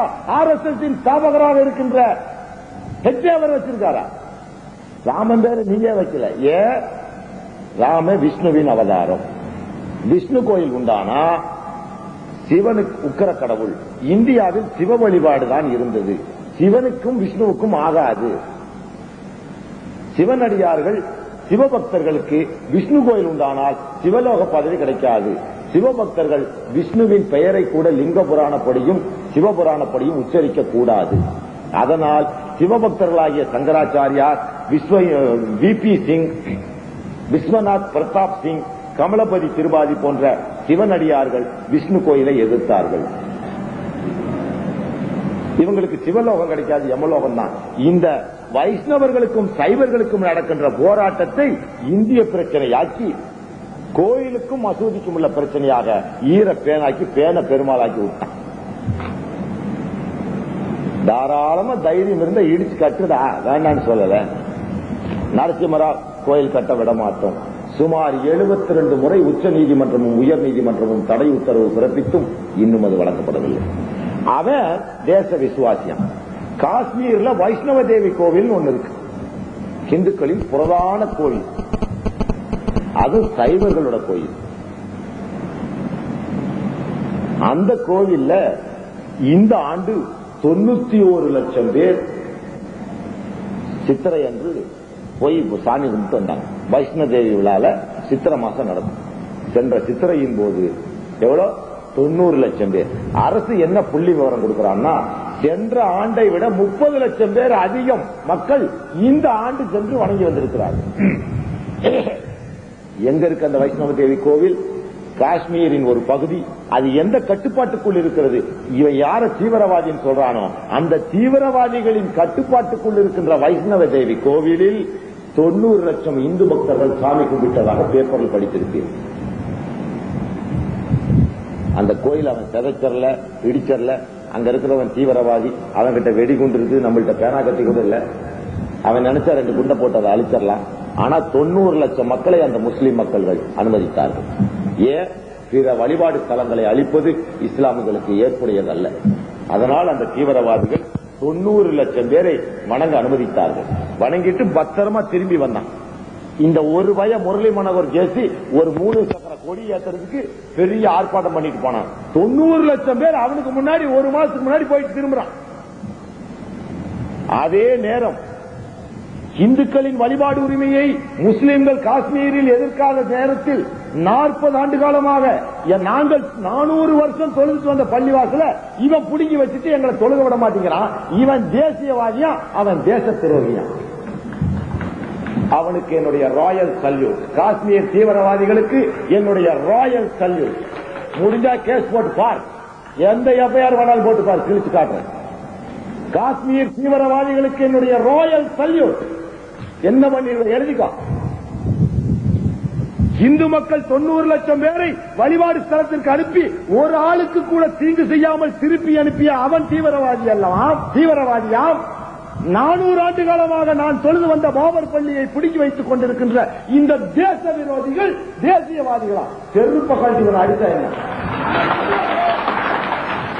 நம்மள இந்துக்கள் என்னடா? நீ எல்லாம் இந்துக்கள், நாங்களா வேற எந்த நாட்டை சேர்ந்தவன் சொல்லு? நாங்களா அரபு நாட்டில இருந்து வந்துட்டோமா?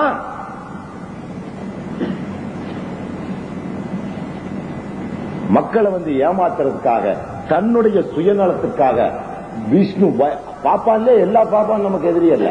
சிவபக்தர்கள் நம்ம எதிரி அல்ல. அவங்க நம்மளோட ஒத்துழைக்கிறாங்க. பாரு, அசோக் சிங்கால் கூட சங்கராச்சாரியார் என்ன சொல்லிட்டான்? ஏய், நீ சைவ இந்த பிரச்சனையில தலையிடாதான். ஏன்? அவன் வைஷ்ணவன், இவன் யூ நாமோ, அவன் ஒய் நாமோ. இவனுக்குள்ள இந்த சண்டை. அட துரோகிகளா தமிழ் மக்களே! இதற்கு காரணம் நீங்கள் தான்.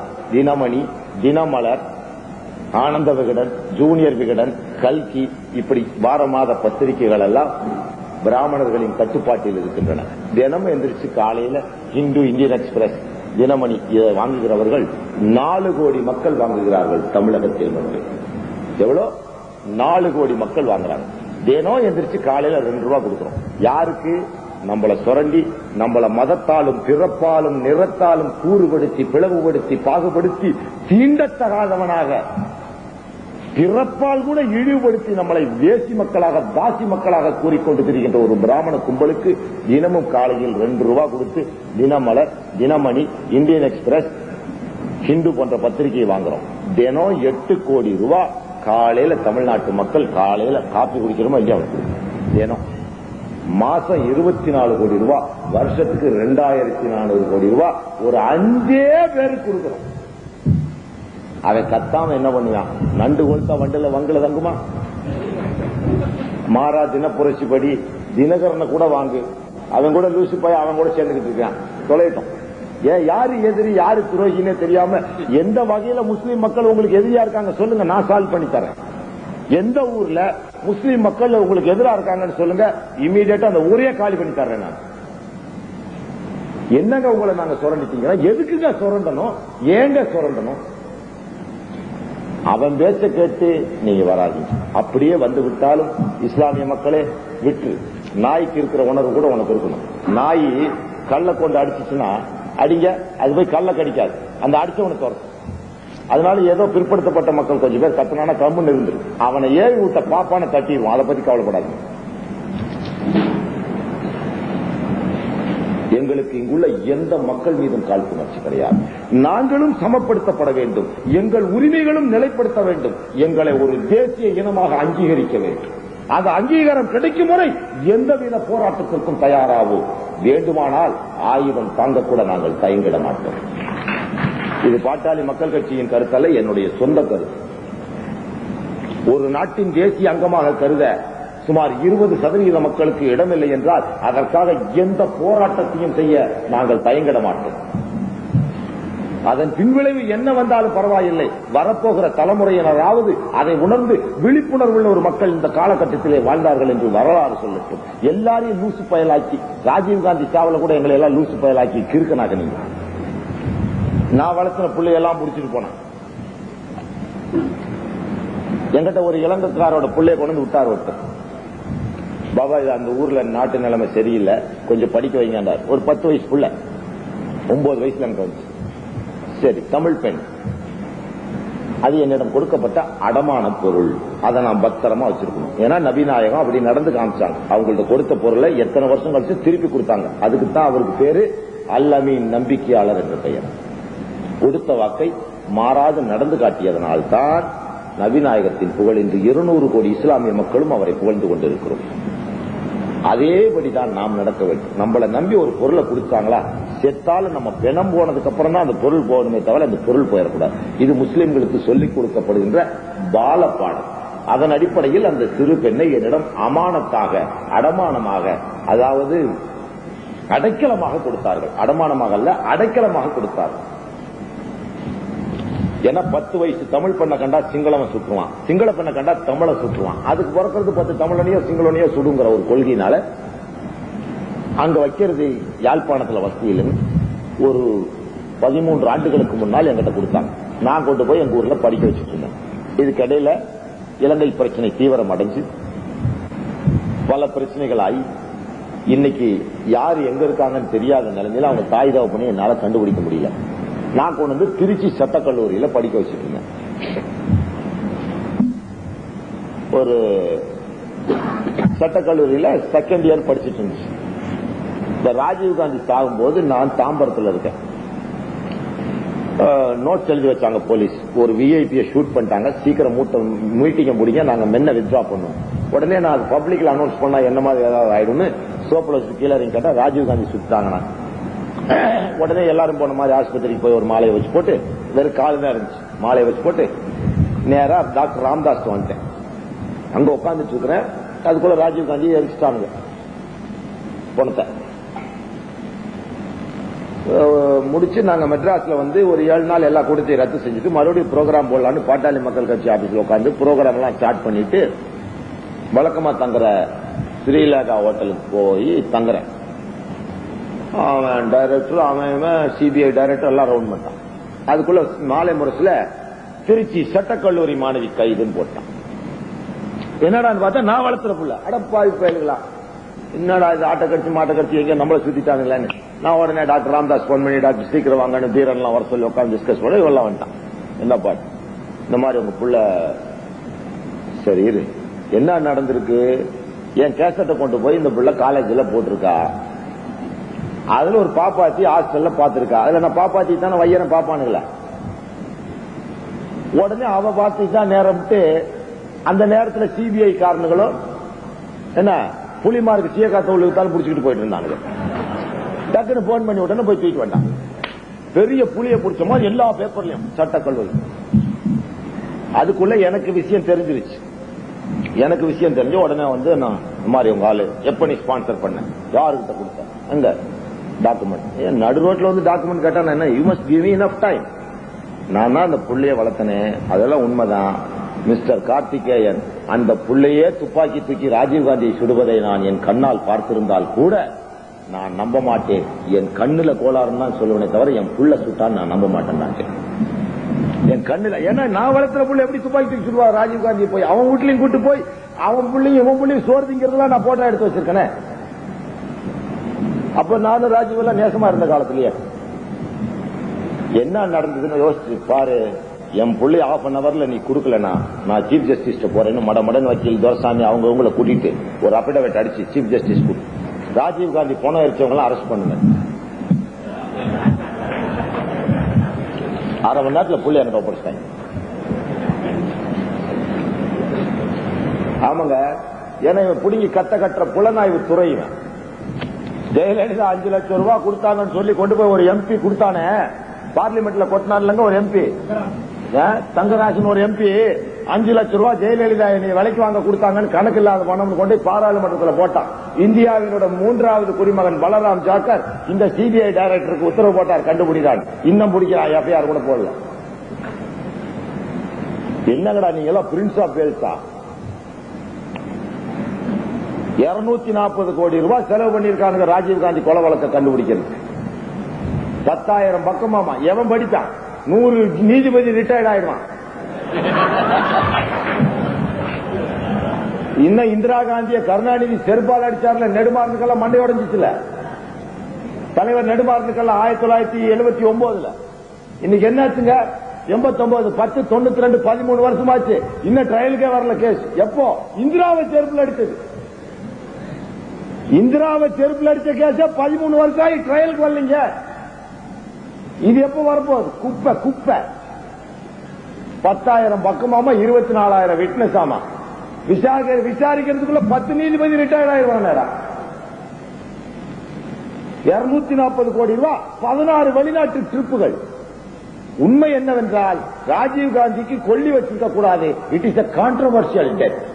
அது ஒரு பிரச்சனைக்குரிய சாவு. நம்ம வீட்டிலே ஒரு பொம்பளை செத்துட்டா உடனே என்ன பண்றான்? கொலையா தற்கொலையான்னு போஸ்ட்மார்ட்டம் பண்ணிட்டு இந்தாப்பா புதைக்கணும், எரிக்க கூடாது நம்ம எழுதி வாங்குறான்ல. ஏன் அந்த அம்மாவுக்கு மாத்திரம் எழுதி வாங்கல சோனியா காந்திக்கு? Be Indian, buy Indian, I want an Italian wife. அட இத்தாலிக்காரிக்கு இருக்கிற உரிமை கூட இந்திய மக்களாகிய எனக்கு இல்லை என்றால் இந்த இந்தியாவை நான் மதிக்க தயாராக இல்லை. கொல்லி வச்சவனெல்லாம் உள்ள தள்ளிடுவன், மிரட்டினோன்னு என் புள்ளி எனக்கு ஒப்படைத்தான். உண்மை என்ன தெரியுங்களா? ராஜீவ் காந்தியுடைய கொலையே அல்ல. ஏதோ அந்த நேரத்தில் பாவம் திமுக காரன் செஞ்சான செய்தி அவன் தலையில விழுந்துச்சு. அவன் போய் கேஸ்ல எலி உள்ள கால, அதே போய் கேஸ்ல உள்ள மாட்டான். நம்மளுக்கு கண்டுக்காம விட்டோம்.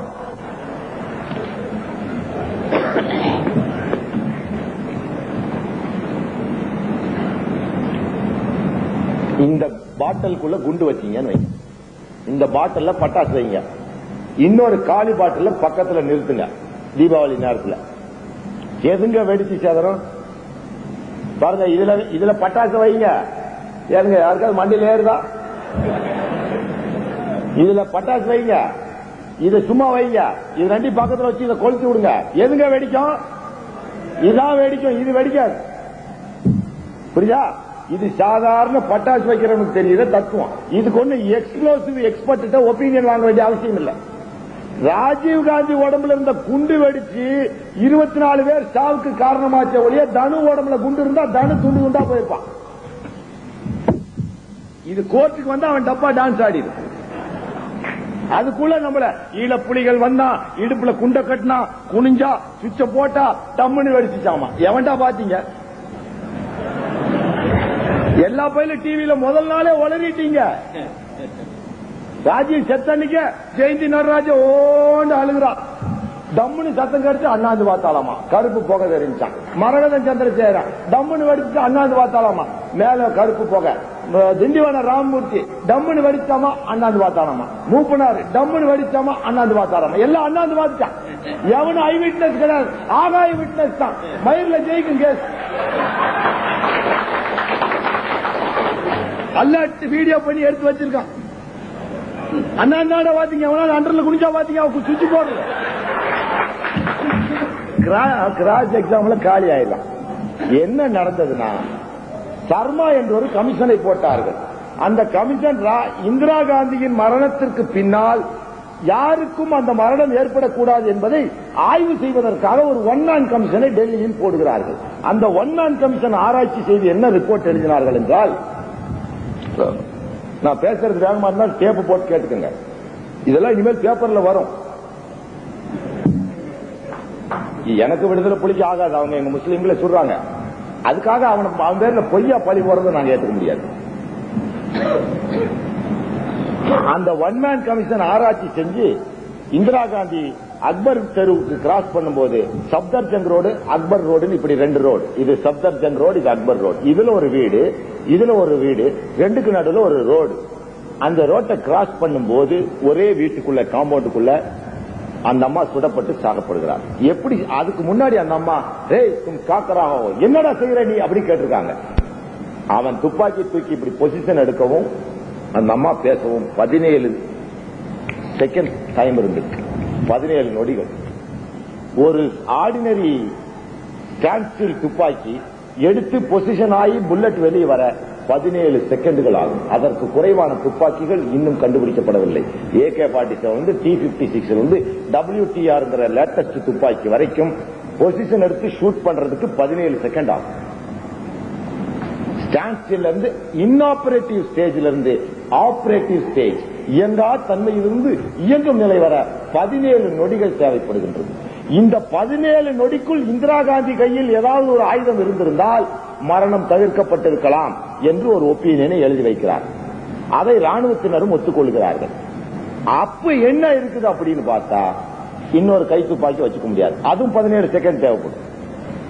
அப்போ 2-3 செகண்டுக்குள்ள ஆபரேட் பண்றது என்னன்னா ஹேண்ட் பாம்ஸ் தான், கைக்குண்டு கிரனைட். அதை அப்படி ஃபியூஸ கழட்டி போடுறதுக்கு 4 செகண்ட் தான். இந்திரா காந்தி கிட்ட ஒரு ஹேண்ட் கிரனைட் இருந்திருந்தால் தற்காப்புக்கு அந்த அம்மா தவிர்க்கப்பட்டிருக்கலாம். அவன் துப்பாக்கி தூக்கணும்னே நம்மளை சுற்றுவான்னு தெரிஞ்சிருந்தா இந்த அம்மா ஃபியூஸ் கட்டை கழட்டி வீசி இருந்துச்சுன்னா அதை முதல்ல காலியாயிருப்பா, இந்த அம்மா தப்பிச்சிருக்கோம்னு ஒரு ஒப்பீனியனை எழுதி வச்சதுனால அந்த அம்மாவுக்கு பின்னாடி ஆட்சிக்கு வந்த ராஜீவுக்கு ஒரு சோபஸ்டிகேட்டட் நவீனப்படுத்தப்பட்ட பிளாஸ்டிக் குண்டு ஒன்று இடுப்பில் கட்டி வைக்கப்பட்டிருந்தது தற்காப்புக்காக. இதை இந்திய அரசு மறுக்க முடியாது, உளவு பிரிவு மறுக்க முடியாது. உங்களோடு மட்டும் நான் பேசவில்லை, உள்துறை இலாகாவோடும் பேசிக் கொண்டிருக்கிறேன். அந்த குண்டு டைம் எக்ஸ்பைரி ஆகியோ மிஸ்ஹேண்டில் ஆகியோ வெடிச்சு பாவம் மாலை போட வந்தவ மௌத்தா போயிட்டா. இதுதான் உண்மை. ராஜீவ் காந்திக்கு தான் இங்க இருந்து ஒண்ணும் காணும். தனு உடம்பு நல்லா தான் இருக்குது, கழுத்துல தான் வெடிச்சிருச்சு.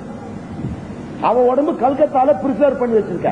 ராஜீவ் காந்தி பாடியும் நீ பிரிசர்வ் பண்ணிருந்தீங்கன்னா தான் இந்த வழக்கை நிரூபிக்க முடியும். அவன் அவசர அவசரமா எரிஞ்சதே அவன் தான் கொலையாளி என்பதை மறைப்பதற்காக போலீசும் காவல்துறையும் உள்துறையாகவும் புலனாய்வுத்துறையும் சேர்ந்து சதி செய்து பிணத்தை எரித்து விட்டார்கள். எதையோ அந்த நேரத்தில் உங்கள்கிட்ட சொல்லி எவஞ்சத்தாலும் இளவுக்கு குத்துற நீ எல்லாம் கூடி அழுது எங்க தலையில மண்ணை போட்டு டெபாசிட் இல்லாம எங்களை போட்டு பொய்யனை வாழ வச்சு மெய்யனை சாக வச்சீங்க. பரவாயில்லை, உண்மை என்றாவது வெளிவரும். அன்று நீங்கள் உணரத்தான் போகிறீர்கள் சகோதரர்களே. ராஜீவ் காந்தியுடையது ஒரு ஆக்சிடென்ட், ஒரு விபத்தை ஒழிய கொலை அல்ல. எழுதி வச்சுக்கோ. இன்னைக்கு இல்லைன்னா 4 வருஷம், இல்லைன்னா 3 வருஷம். ராஜீவ் காந்தி இடுப்புல இருந்த குண்டு வெடிச்சு 22 மரணங்கள் சம்பவித்ததே ஒழிய அவ எப்படின்னு திருகனாலாம அங்க செல்லு கடந்த போட்டோகிராபர் எத்தனையோ பேர் எடுப்பான். செல்லு இல்லைன்னா தூக்கி போட்டுருவான், எடுத்துட்டு வேற செல் போடுவான். ஒரு விஐபி வர்ற பக்கம் 10 செருப்பு கிடக்கும், 10 செல்லு கிடக்கும். இதெல்லாம் ஒரு பெரிய விட்னஸ் அல்ல. ஏதோ ஒரு காரணத்துக்கு அந்த பொம்பளை அங்க வந்திருக்கிறா. இலங்கை தமிழர்கள் எல்லாம் அல்லது தனக்கு ஒரு வேலை கேட்டு கூட மனு கொடுக்க அந்த தனு வந்திருக்கலாம். அங்க சதி செஞ்சானுங்களா என்னென்னடா நீங்க ஈர பேனாக்கி விட்டலாச்சாரி கதையை சொல்லி ஒரு இம்பாசிபிள் திங்க நம்ப சொல்ற. நான் சொல்றது மோஸ்ட் பாசிபிள் திங். சிவாஜி மகன் தொடக்கும் போது கூட தான் ஒரு நாள் துப்பாக்கி வெடிச்சிருச்சு. ஒரு 10 வருஷத்துக்கு முன்ன அத மாத்திரம் ஆக்சிடென்ட்ங்கிற. இப்ப மாத்திரம் ஏடா ராஜீவ்காந்தி இடுப்புல குண்டு வச்சிருக்க மாட்டாரா? அது வெடிச்சிருக்க கூடாதா? எவ்வளவு ஒரு பொம்பளை குண்டு வச்சது நம்புற நீ இதையே நம்ப மாட்டேங்கிற. நான் சொல்றது மோர் பாசிபிள், மோஸ்ட் பாசிபிள். நீ சொல்றது லீஸ்ட் பாசிபிள். நடக்க கூடாத நம்புற. என்ன முட்டாள் மக்கள் நீங்க. முட்டாள்கள் நாசமா போங்க. உங்க ஓட்டு வேணா ஒரு மயிர் வேணா குப்பையில போடுறா உங்க ஓட்ட கொண்டு போய். என்ன நாங்க ஒண்ணும் ஓட்டு பொறுக்கிகள். உங்க ஓட்டே தேவையில்லை. அட முட்டாளா இருக்காத முடிச்சுக்கடான்னு சொல்றோம். நாசமா தான் போக பந்தயம் கட்டிட்டு கட்டு போறவன நாங்க என்ன பண்ண முடியும்? பந்தயம் கட்டிட்டு கட்டு போறவன ஒண்ணும் பண்ண முடியாது. எங்கள்கிட்ட பேச செருப்பாலதான் அடிப்பேன். அவ்வளவுதான் எங்களுக்கு தெரிஞ்ச உண்மை. அது கூட புனிதமானது. செருப்பு பாரதத்தையே 14 வருஷம் ஆண்டது.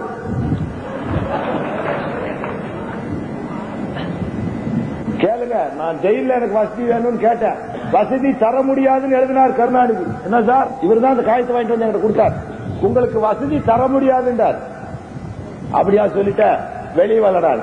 என்னைக்கோ நான் வெளியே வர வேண்டியவன். இவங்கெல்லாம் இது உள்ள இருக்காங்களே அப்படின்ட்டு நான் இவங்களோட இருக்கிறதுக்காகவே நாங்க உள்ள இருந்தோம். எனக்கு சிறையில் வசதி வேணும். நாங்க ஒரு டிட்டென்யூ, ஒரு சிறைக்குள் இருக்கின்ற ஒரு சிறைவாசிய ஒழிய கான்விக்ட் அல்ல, அக்யூஸ்ட் அல்ல. நான் ஒரு சிறைவாசி. என்ன தடுப்பு காவல்ல தான் வச்சிருக்கான். I am not a prisoner but a detainee. அப்படி சுப்ரீம் கோர்ட்டுக்கு எழுதணும். சுப்ரீம் கோர்ட்ல இருந்து ஆர்டர் போட்டாங்க, பழனி பாபாவுக்கு வேணுங்கிற வசதி செஞ்சு கொடுங்க. பார்த்தோம். இந்த வயருக்கு எல்லாம் பழசா இருந்துச்சு. சூப்பர் எல்லாம் வந்து கெஞ்சினார். சரி போட்டும் பாரு, எனக்கு வேணுங்கிற வசதிகள் ஏதோ இருக்கிற வசதிகளை செஞ்சு கொடுங்க. நாங்க எவ்வளவு வசதியா இருந்தோம். நான் வீட்டுல குதிரை கதிரை எல்லாம் வளர்ச்சி பழக்கம். எனக்கு அதெல்லாம் கேட்கல. 4-5 லவ் பேர்டு கொடுறான்னு. ஐஜி இது உங்க மாமியா விடான்னு கேட்டார். அப்படியா 24 ஹவர்ஸ்ல எனக்கு பறவை வரும் போடான்னு சொல்லிட்டு ஒரு டெலிகிராம் கொடுத்தேன் சுப்ரீம் கோர்ட்டுக்கு. எனக்கு மென்டல் ஒரிசா இருக்கு, டைம் பாஸ் ஆக முடியல, மனுஷனை பார்க்கவே வெறுப்பா இருக்கு. The more you know about men and men, the more you know about men, the more you will admire dogs and birds. மனிதனை பற்றி அதிகம் தெரிய தெரிய நாயையும் பறவையும் நீ நேசிக்க கற்றுக்கொள்வாய் ஒரு பழமொழி இருக்கு. அதை போட்டு அடிச்சேன். சுப்ரீம் கோர்ட் ஜட்ஜ் ஆர்டர் போட்டார். give him provide him all facilities. அது 2 மணிக்கு கூண்ட தூக்கிட்டு வந்துட்டானுங்க. பறவையை கொண்டு வந்துட்டானுங்க, கூண்டு இல்ல. கேளுங்க வர விட்னஸ் உங்க ஊரு ஐயன்புரம் முருகேஷ் லவ் பேர்டு சூப்பர் எல்லாம் வாங்கிட்டு வந்துட்டாரு. எதுல அடைக்க வைக்கிறது? எஸ்பிசிஏ ரூல் படியில் அடைக்கணும். எங்க பசங்கள்ட்ட சொன்ன கூண்டு அடிச்சுட்டு வரானா சண்டாக்கு மையத்து போட்டி மாதிரி உனக்கு தூக்கிட்டு வர ஆசை. அதை பார்த்த உடனே சூப்பர் ரிஜெக்ட் பண்ணிட்டான். 6 அடிக்கு 4 அடி போட்டு இந்த மையத்து கூடு இருக்குல்ல முஸ்லீம் மையத்து, அது மாதிரி தூக்கிட்டு வரானுங்க. நான் கைதிட்டுலாம் நாளைக்கு பறவை வருதுடா, அப்படி விளையாடும்டா இப்படி விளையாடும்டான்னு பந்தா ஓடிக்கிட்டு இருக்கிறேன். கூண்டு வந்துருச்சுன்னு தகவல் சொல்றாங்க கேட்ல இருந்து. உடனே நாங்க ஓடுறோம். எல்லாம் டென்ஷனா நிக்கிறாங்க. போய் பாக்குறேன் மாடி மேல நின்று இவனுங்க இந்த தஞ்சாவூர் ஜமாத்து அந்த கமால் இந்த பயிரெல்லாம் தூக்கிட்டு வரானுங்க. என்னடா சண்டாக்கு மாதிரி தூக்கிட்டு வரானுங்களே யோசிச்சேன். சரி என்ன பண்றது, நமக்கு ஏத்த நான் போற வேகத்துக்கு அவனுக்கு ஈடு கொடுக்க முடியல, அவங்க லெவலுக்கு என்னால இறங்க முடியல. உடனே பார்த்தான். பார்த்துட்டு என்ன சொல்லி போட்டான், இந்த கூடு ரொம்ப 6 அடி இருக்கு, இது செவுத்து மேல வச்சு எவன் வேணா ஏறி போலாம். ரிஜெக்ட் பண்ணிட்டான். அப்ப அதை எடுத்து கோர்ட்டு போக முடியாதுல. சரி சின்ன கூண்டுல 2 நாள் வச்சிருந்து எனக்கு தெரிஞ்ச ஒரு டாக்டர் அம்மா ஒருத்தர் இருக்காரு. அந்த அம்மாட்ட நைஸா பேசி கீசி ஒரு செட்டப் பண்ணி, அம்மா நீங்க வெளியே போனீங்கன்னா எஸ்பிசிஏன்னு ஒன்னு இருக்கு, society for prevention of cruelty of animals. அவங்க ஒரு ரூல் வச்சிருக்காங்க, எல்லா பறவைகளையும் நீங்க கூண்டுல அடைச்சு வைக்க கூடாது. கிளிய கூட நீங்க வைக்கிறது தப்பு. லவ் பேர்ட்ஸ் மாத்திரம் கூண்டுல அடைச்சு வைக்கலாம். ஏன்னா அந்த லவ் பேர்ட்ஸ் மட்டும் கூண்டிலே பிறந்து கூண்டிலே வளர்ந்தது. வெளியே போனா காக்காய்ங்க அடிச்சு கொண்டுடும். அதை 3 அடிக்கு 2 அடி கூண்டுல தான் நீங்க வைக்கணும்னு ஸ்பெசிபிகேஷன் வச்சிருக்காங்க. நீங்க போய் ஸ்பெசிபிகேஷன் இல்லாம ஜெயிலுக்குள்ள கூண்டு வச்சு குருவி வளர்த்தலான்னு ஒரு தந்தியை கொடுத்துருங்க. அந்த அம்மா கொடுத்துருச்சு. வந்தான் பாருங்க எஸ்பிசிஏ காரன். அவன் வாரட்டுக்கு சூப்பரன் கொரியா ஜெயிலன்ட்டான். சூப்பரன் மண்டை காஞ்சிட்டார். என்ன பண்ணுவார், ஜெயில திறந்து அதை பண்ணி இதை பண்ணி யாரு யாரு பேர்டு வச்சிருக்கா அப்படி இப்படி என்ன உடனே என்னை கூப்பிட்டு விட்டாங்க. பேர்டு எல்லாம் நல்லா தான் இருக்குன்னு சொல்லிருங்க பாவா, இல்லாட்டி என்னோட வேலையே போயிடும். ஏன்னா ignorance of law no excuse. ஒரு ஜெயிலுக்கே சூப்பரண்டு உனக்கு எஸ்பிசிஏ ரூல் தெரியாதான்னு சுப்ரீம் கோர்ட் பரவலத்தை சொல்லிட்டா. இவன் என்னடா 3 உடனே ஒரு ஆசாரி வச்சு கூண்டு அடிச்சோம். அடிச்சு அழகா வச்சுக்கிட்டோம். தினம் காத்தால அந்த கூண்டுக்கு அது பூனை ஜெயிலுக்குள்ள பூனை பிடிக்க ஆரம்பிச்சிருச்சு. உடனே பூனையை கொல்ல முடியாத, ஜெயிலுக்குள்ளதான் பூனை வளர்த்த உத்தரவு போட்டிருக்கான மத்திய அரசு. பூனைக்கு தனியா பால் படி. பூனை இருக்கிறதுனால அங்க இருக்கிற துணிகளை கடிக்காம அரசாங்கத்துக்கு நிறைய பணம் மிச்சம். அதனால ஜெயிலுக்குள்ள பூனை வளர்த்த உத்தரவு பார்த்தோம். டெய்லி 2 கான்ஸ்டபிள் போட்டான் காவலுக்கு. அதுல கடுப்படுத்த கான்ஸ்டபிள் ஒரு நாள் ஒரு பறவையை திறந்து விட்டான். உடனே பூட்டு கேட்டு சாய் கேட்டு வாங்கி பூட்டு போட்டோம். தினம் 2 பேர் நாங்க சினிமாவுக்கு போகும்போது அந்த 2 பேர் தூக்கிக்குவானுங்க. எங்களோட பஸ் ஜாலியா சுத்தணும். ஜெயில தூக்கம் வரலையா உடனே கூப்பிடுவான். சார் செருப்பு சத்தம் கேட்குது, கழுத்து பூடிச்ச பூரா வெறுங்கால நட. இந்த RSS காரங்க வந்தானுங்க. முருகேசன் தான் போய் அப்செக்ட் பண்ணி போட்டாரு. தின காலில் இருந்துச்சு ஜெயராம் ஸ்ரீராம் எனக்கு தூக்கம் கெடுக்கிறாரு. தட்டி கம்முன்னு அங்க பிரச்சாரத்துக்கு வந்தானுங்க. உள்ள புரிஞ்சானுங்க. எப்படியோ ஏதோ ஒரு போராட்டத்துல மகாராஷ்டிரா ஹைகோர்ட்ல கூட இப்ப நான் ராம்தாஸோட போன போது நீ அங்க மராட்டிய ஜெயில புடிச்சிட்டாங்க. 1 மாசம் வச்சு இப்பதான் வெளியே வந்தேன். அங்க ஒருத்தன் கேஸ் நடக்கும்போது மலபார் ஹில் கோர்ட், அதுல ஒருத்தன் கேஸ் நடக்கும்போது RSS காரனுக்கு 500 ரூபாய் பெனால்டி போட்டார் நீதிபதி. ஜெய் ராம்னா 1000 ரூபாய் ஃபைன், 5 மாசம் ஜெயிலிட்டான் நீதிபதி. கோர்ட்ல இன்டர்வர் பண்ணேன். என்ன ஜெய் ராம் மிரட்டுற நீ? ராம உனக்கு மாத்திரமா சொல்றான்.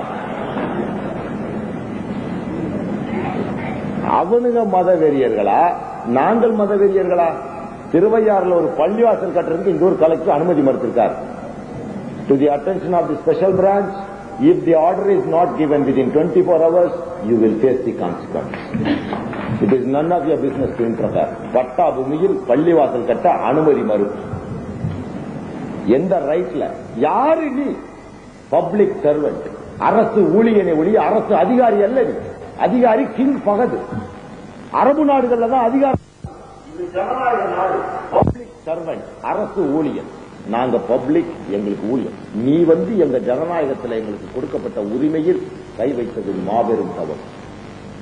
கடந்த ஆண்டு செல்வி ஜெயலலிதா அவர்கள் கோயில் நிதியளிப்புக்காக நலிந்த கோயில்களை நவீனப்படுத்துவதற்காக ஒரு உத்தரவு போட்டு கணக்கெடுக்க சொல்ல இந்து அறநிலையத்துறை என்ன கணக்கு கொடுத்திருக்கான்னா 13 லட்சம் பிளாட்பாரம் கோயில்கள் இருக்கின்றன. கடந்த 10 ஆண்டுகளில் 13 லட்சம் பிளாட்பார கோயில்கள் உண்டாகி இருக்கின்றன. 13 லட்சம் பேர் கோயில் கட்ட அனுமதித்த நீங்கள் பட்டா நிலத்தில் பிளாட்பாரத்து கோயில்கள் மட்டும் தமிழகத்தில் கடந்த 10 ஆண்டில் 13 லட்சம் கோயில்கள். எங்க பட்டா பூமியில 10 அடிக்கு பள்ளிவாசல் கட்டுறதுக்கு அனுமதி மறுத்திருக்கிறாயே கலெக்டர், நீ மத வெறியனா? நான் மத வெறியனா?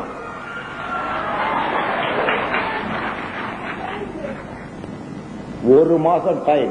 நாளைக்கு ரிட்ட போட்டு டைரக்ஷன் வாங்கி அங்க வரும்போது 2 லட்சம் ஜிகாத் தொண்டர்கள் திருவையாறில் பள்ளிவாசல் கட்டுவார்கள். ராம்தாஸ் தலைமையில், டாக்டர் ராம்தாஸ் தலைமையில் 2 லட்சம் ஜிகாத் தொண்டர்கள் கூடி பள்ளிவாசல் கட்டுகிறோம். முடிந்தால் கலெக்டரை நீ தடுத்துக்கொள். அது மட்டுமல்ல, உள்துறை இலாகாவுக்கு சொல்லுகிறேன், உனக்கு ஆண்மை இருந்தால் ஒரு தகப்பனுக்கு பிறந்திருந்தால் தடுத்துக்கொள். அது என்னுடைய ஜனநாயக உரிமை. எந்த கோயிலாவது கட்டுவதற்கு நாங்கள் தடுத்திருந்தால் நீங்கள் எங்களை செருப்ப கழட்டி அடியுங்கள். எந்த 13 லட்சம் கோயில்களை கட்ட சகித்ததன் விளைவு இன்று நாங்கள் கட்டப்பட வேண்டிய பள்ளிவாசலையே கட்ட முடியாமல் இருப்பதற்கு காரணம் எங்களை கோழைகள் என்று நினைத்து விட்டீர்கள். நாங்கள் பணிந்து போனதை குனிந்து போனதாக தவறாக அரசு கருதியதன் விளைவு இன்றைய நாங்கள் மிக மிக கேவலப்படுத்தப்பட்டு அடிப்படை ஜீவாதார உரிமைகளே பறிக்கப்பட்டு அடிமைகளாக ஒதுக்கப்பட்டு நசுக்கப்பட்டு வாழுகின்ற நிலைமைக்கு அரசாங்கம் தள்ளிவிட்டது. அந்த நிலை மாற்றப்பட வேண்டுமானால் இங்குள்ள இஸ்லாமியர்களும் வன்னியர்களும் ஏனைய பிற்படுத்தப்பட்ட ஜாதிகளும் ஒன்றாக இணைந்து ஓரணியில் திரண்டு நில்லுங்கள். பார்ப்பனர்கள் மட்டும் வாழ நம்ம இந்து முஸ்லிம்கிறான். அப்படி ஒரு நிலைமை இந்துக்கு ஆபத்துனா எங்கள்கிட்ட சொல்லுங்க, நாங்க விட்டு கொடுத்துறோம். எங்களால உங்களுக்கு ஒரு பிரச்சனைன்னு எந்த ஜாதி சங்கம் வந்து உங்க ஊர்ல உள்ள கிளையில் உள்ள ஜிகாத் கமிட்டி சொல்லு, பாட்டாளி மக்கள் கட்சியில் சொல்லு, நாங்க விட்டு தர தயாராக இருக்கிறோம், பார்ப்பனனை தவிர. பாப்பா இந்தியாவில் இருக்கவே கூடாது என்பதுதான் ஜிகாத் கமிட்டி கொள்கையும் பாட்டாளி மக்கள் கட்சியின் கொள்கையும். ஆரியன்ஸ் குயிட் இந்தியா, இந்தியாவை விட்டு ஆரியர்களே வெளியேறுங்கள் என்பதுதான் பாட்டாளி மக்கள் கட்சி போட்ட தீர்மானம். அதே தீர்மானத்தை தான் ஜிகாத் கமிட்டியும் ஏற்றுக்கொள்கிறது. அதே நேரம் முருகேசன் சார் வந்து அந்த பள்ளியாசல கட்ட வேணாம்னு சொல்லட்டும், நாங்க விட்டுறோம். அல்ல நம்ம மாவட்ட செயலாளர் சொல்லட்டும், நாங்க வேற இடத்துக்கு போயிடுறோம். பாப்பா நீ இந்து முன்னணிங்கிற பேர்லயும் விஸ்வ இந்து பரிஷத்துங்கிற பேர்லயும் வெறும் லெட்டர் பேட வச்சுக்கிட்டு நீ இவ்வளவு லொல்லு பண்றியே, லட்சக்கணக்கான தொண்டர்களை வச்சுட்டு நான் பொறுமையா இருக்கிறேனே, ரொம்ப நேரம் ஆகாதுங்கிறத வேண்டாம். உன் வேலையை நீ பார். அந்த ஊர்ல நீ எத்தனையோ கோயில் கட்டிருக்க, நாங்க கெடுத்திருக்கோமா தடுத்திருக்கோமா? வேண்டாம். அன்பா சொல்றேன் வேண்டாம். அதுக்கப்புறம் டேய் அடி விழுகும்டா பேசாம. அதுக்கு மேலே துள்ளன உனக்கு தான் போலீஸ் பாதுகாப்புனா அந்த போலீஸ் ஸ்டேஷனே லூஸ். அதை பத்தி கவலைப்படாதீங்க. உங்க உரிமை மறுக்கப்படுமானால் நீங்கள் எதையும் செய்யுங்கள், உங்களுக்கு என் கிட்னியை வித்தாவது காப்பாற்றுகிறேன். இன்று முதல் ஜிகாத் கமிட்டிக்காரர்கள் உங்கள் உரிமை மறுக்கப்படுமானால் யாருடைய உரிமைக்கும் நீங்கள் இடம் கொடுக்காதீர்கள். அந்த எழுச்சி உணர்வோடு நீங்கள் வாழ்ந்தால்தான் நீங்கள் மனிதர்களாக வாழ முடியும். இல்லை என்றால் மிருகங்களை விட கேவலமாக இருப்பீர்கள். ஒரு கள்ளி செடியில் நீங்கள் மலராக இருப்பதை விட ரோஜா செடியில் முள்ளாக இருந்து செத்துவிட்டு போங்கள். A dead lion is better than a living dog. நாயாக 4 நாள் வாழ்வதை விட சிங்கமாக ஒரு நாள் கர்ஜித்து செத்துவிட்டு போ. இதை உன்னை தூண்டுவதாக சர்க்கார் நினைக்கக்கூடும். நான் இல்லை என்று சொல்லவில்லை. தூண்டப்பட வேண்டியவர்கள் தூண்டத்தான் செய்வேன். தூண்டுவது என்னுடைய ஜனநாயக உரிமை. தூண்டுவதற்கு தூக்குதான் தண்டனை என்றால் தொங்கட்டும் உன் கயிறு, அதில் என் பிணமும் சேர்ந்து தொங்கட்டும். எனக்கு உரிமை கொடுக்கணும். பார், ஜனாதிபதி வெங்கட்ராமன் சங்கராச்சாரியாரை பார்க்க போனார். 1980 இருந்து 92 முடிய 12 ஆண்டு காலத்தில் 240 கோடி ரூபாயை இந்த சங்கராச்சாரியார் என்ற அன்கான்ஸ்டிடியூஷனல் அன்லாஃபுல் மேனை பார்ப்பதற்கு இந்திய ஜனநாயகத்தை ஒரு அங்கமாக கருதாதவன் அந்த சங்கராச்சாரியார். இந்தியாவில் தீண்டாமையை கடைபிடிப்பவன் அந்த சங்கராச்சாரியார். இந்தியாவில் என்றுமே ஓட்டு போடாதவன் அந்த சங்கராச்சாரியார். சதி இந்தியாவுக்கு தேவை என்று சொன்னவன் அந்த சங்கராச்சாரியார். இந்தியா ஜனநாயகத்தை மதிக்காதவன். வெள்ளைக்காரர்களுடைய காலத்திலே பிரிட்டிஷ் ஏகாதிபத்தியத்தின் கைகூலி அந்த சங்கராச்சாரியார். அவனை பார்ப்பதற்காக இந்திய ஜனாதிபதி 240 கோடி ரூபாயை வீணாக்கி இருக்கிறார். தனி விமானம் மூலமாகவும் ஹெலிகாப்டர் மூலமாகவும் பாதுகாப்பு செலவுக்கு 50 கோடி ரூபாய் நஷ்டம் ஏற்படுகிறது என்பதற்காக தமிழகத்தில் உள்ள 6 கோடி விவசாயிகளின் இலவச மின்சாரத்தை ரத்து செய்தது தமிழக அரசு.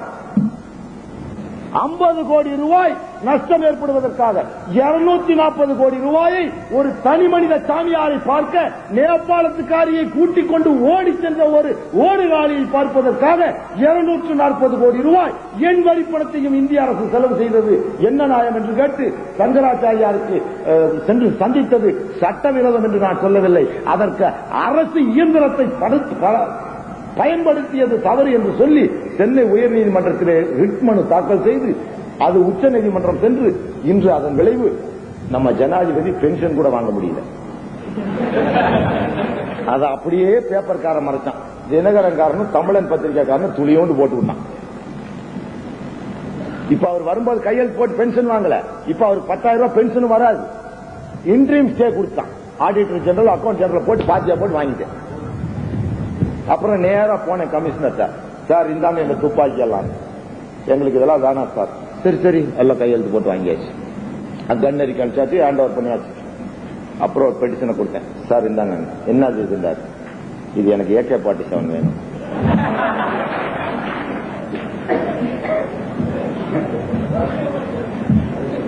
இது எதுக்கு சார் கொடுக்கறேன், நீங்க வாங்கிக்கங்க. விசாரணை முறைப்படி நீங்க ரிஜெக்ட் பண்ணுங்க, நான் கோர்ட்ல போய் பார்த்துக்கிறேன். இப்ப இருக்கிற துப்பாக்கலாம் உடனே சார் நான் கொடுத்தாச்சு, இந்தாங்க எனக்கு AK-47 வேணும், நீங்க என்ன பதில் அனுப்புறீங்களோ அனுப்புங்க. உடனே உள்துறை இலாகால இருந்து 2 பேர், டிட்டாச்மெண்ட்ல இருந்து 2 பேர், எல்லாம் விசாரணை. உங்களுக்கு நீங்கள் அப்ளை செய்த துப்பாக்கி லைசன்ஸ்க்காக விசாரிக்கப்படுகிறது. துணை ஆணையர் அலுவலகத்துக்கு 5ஆம் தேதி வர வேண்டும். நான் போனேன். AK-47 கேட்டீங்க? ஆமா. எதுக்கு?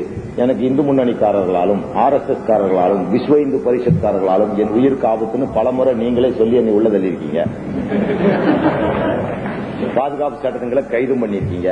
அவனுங்களும் எனக்கு மிரட்டல் கடிதம் எல்லாம் எழுதியிருக்கானுங்க. இந்தாங்க எந்த நிமிஷமே உயிர். அதுக்கு நீ வச்சிருந்த துப்பாக்கி அதெல்லாம் செல்லாதுன்னு நீ தாங்க சொல்லிட்ட.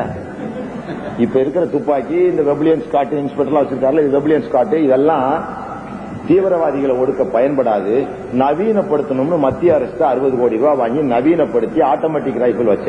அப்போ பப்ளிக் சர்வெண்ட் நீயே, எனக்கு வந்த வேலைக்காரன் நீயே நவீனப்படுத்தின துப்பாக்கி, நான் நாட்டு துப்பாக்கியா? அடே யோசிச்ச, எனக்கு இது ஆகாது.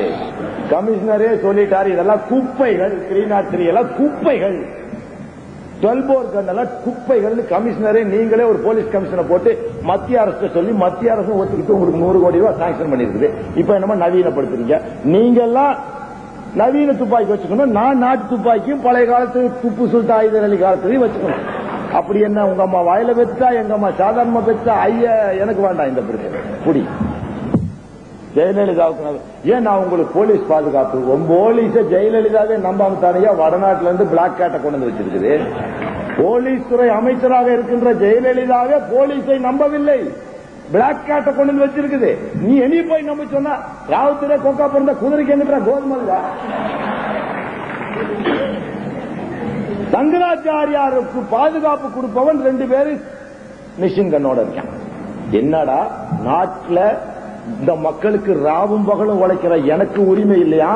நாட்டு மக்களோட வரி பணத்தை சுரண்டி திங்கிற சங்கராச்சாரியாருக்கு நவீன துப்பாக்கி. இந்த நாட்டுல நான் பிறந்தனா அவன் பிறந்தனா எல்லாருக்கும் சமமா இல்லையா? அதை சொல்லுங்க. சந்தியாவுலையும் சாக்கடையில பிறந்தவனும் சமமா இல்லையா? சட்டத்தின் முன் ரூல் ஆஃப் லா இருக்கா இல்லையான்னு தெரியும். அதுக்காக சுப்ரீம் கோர்ட் கூட போறேன். இப்ப யோசிச்சுட்டு கஸ்டம்ஸ்ல போய் எழுதி வாங்கிட்டு வாங்க. யோ நாட்டு வைத்தியம் பாக்குறவன் நாட்டு வைத்தியம் பாரு.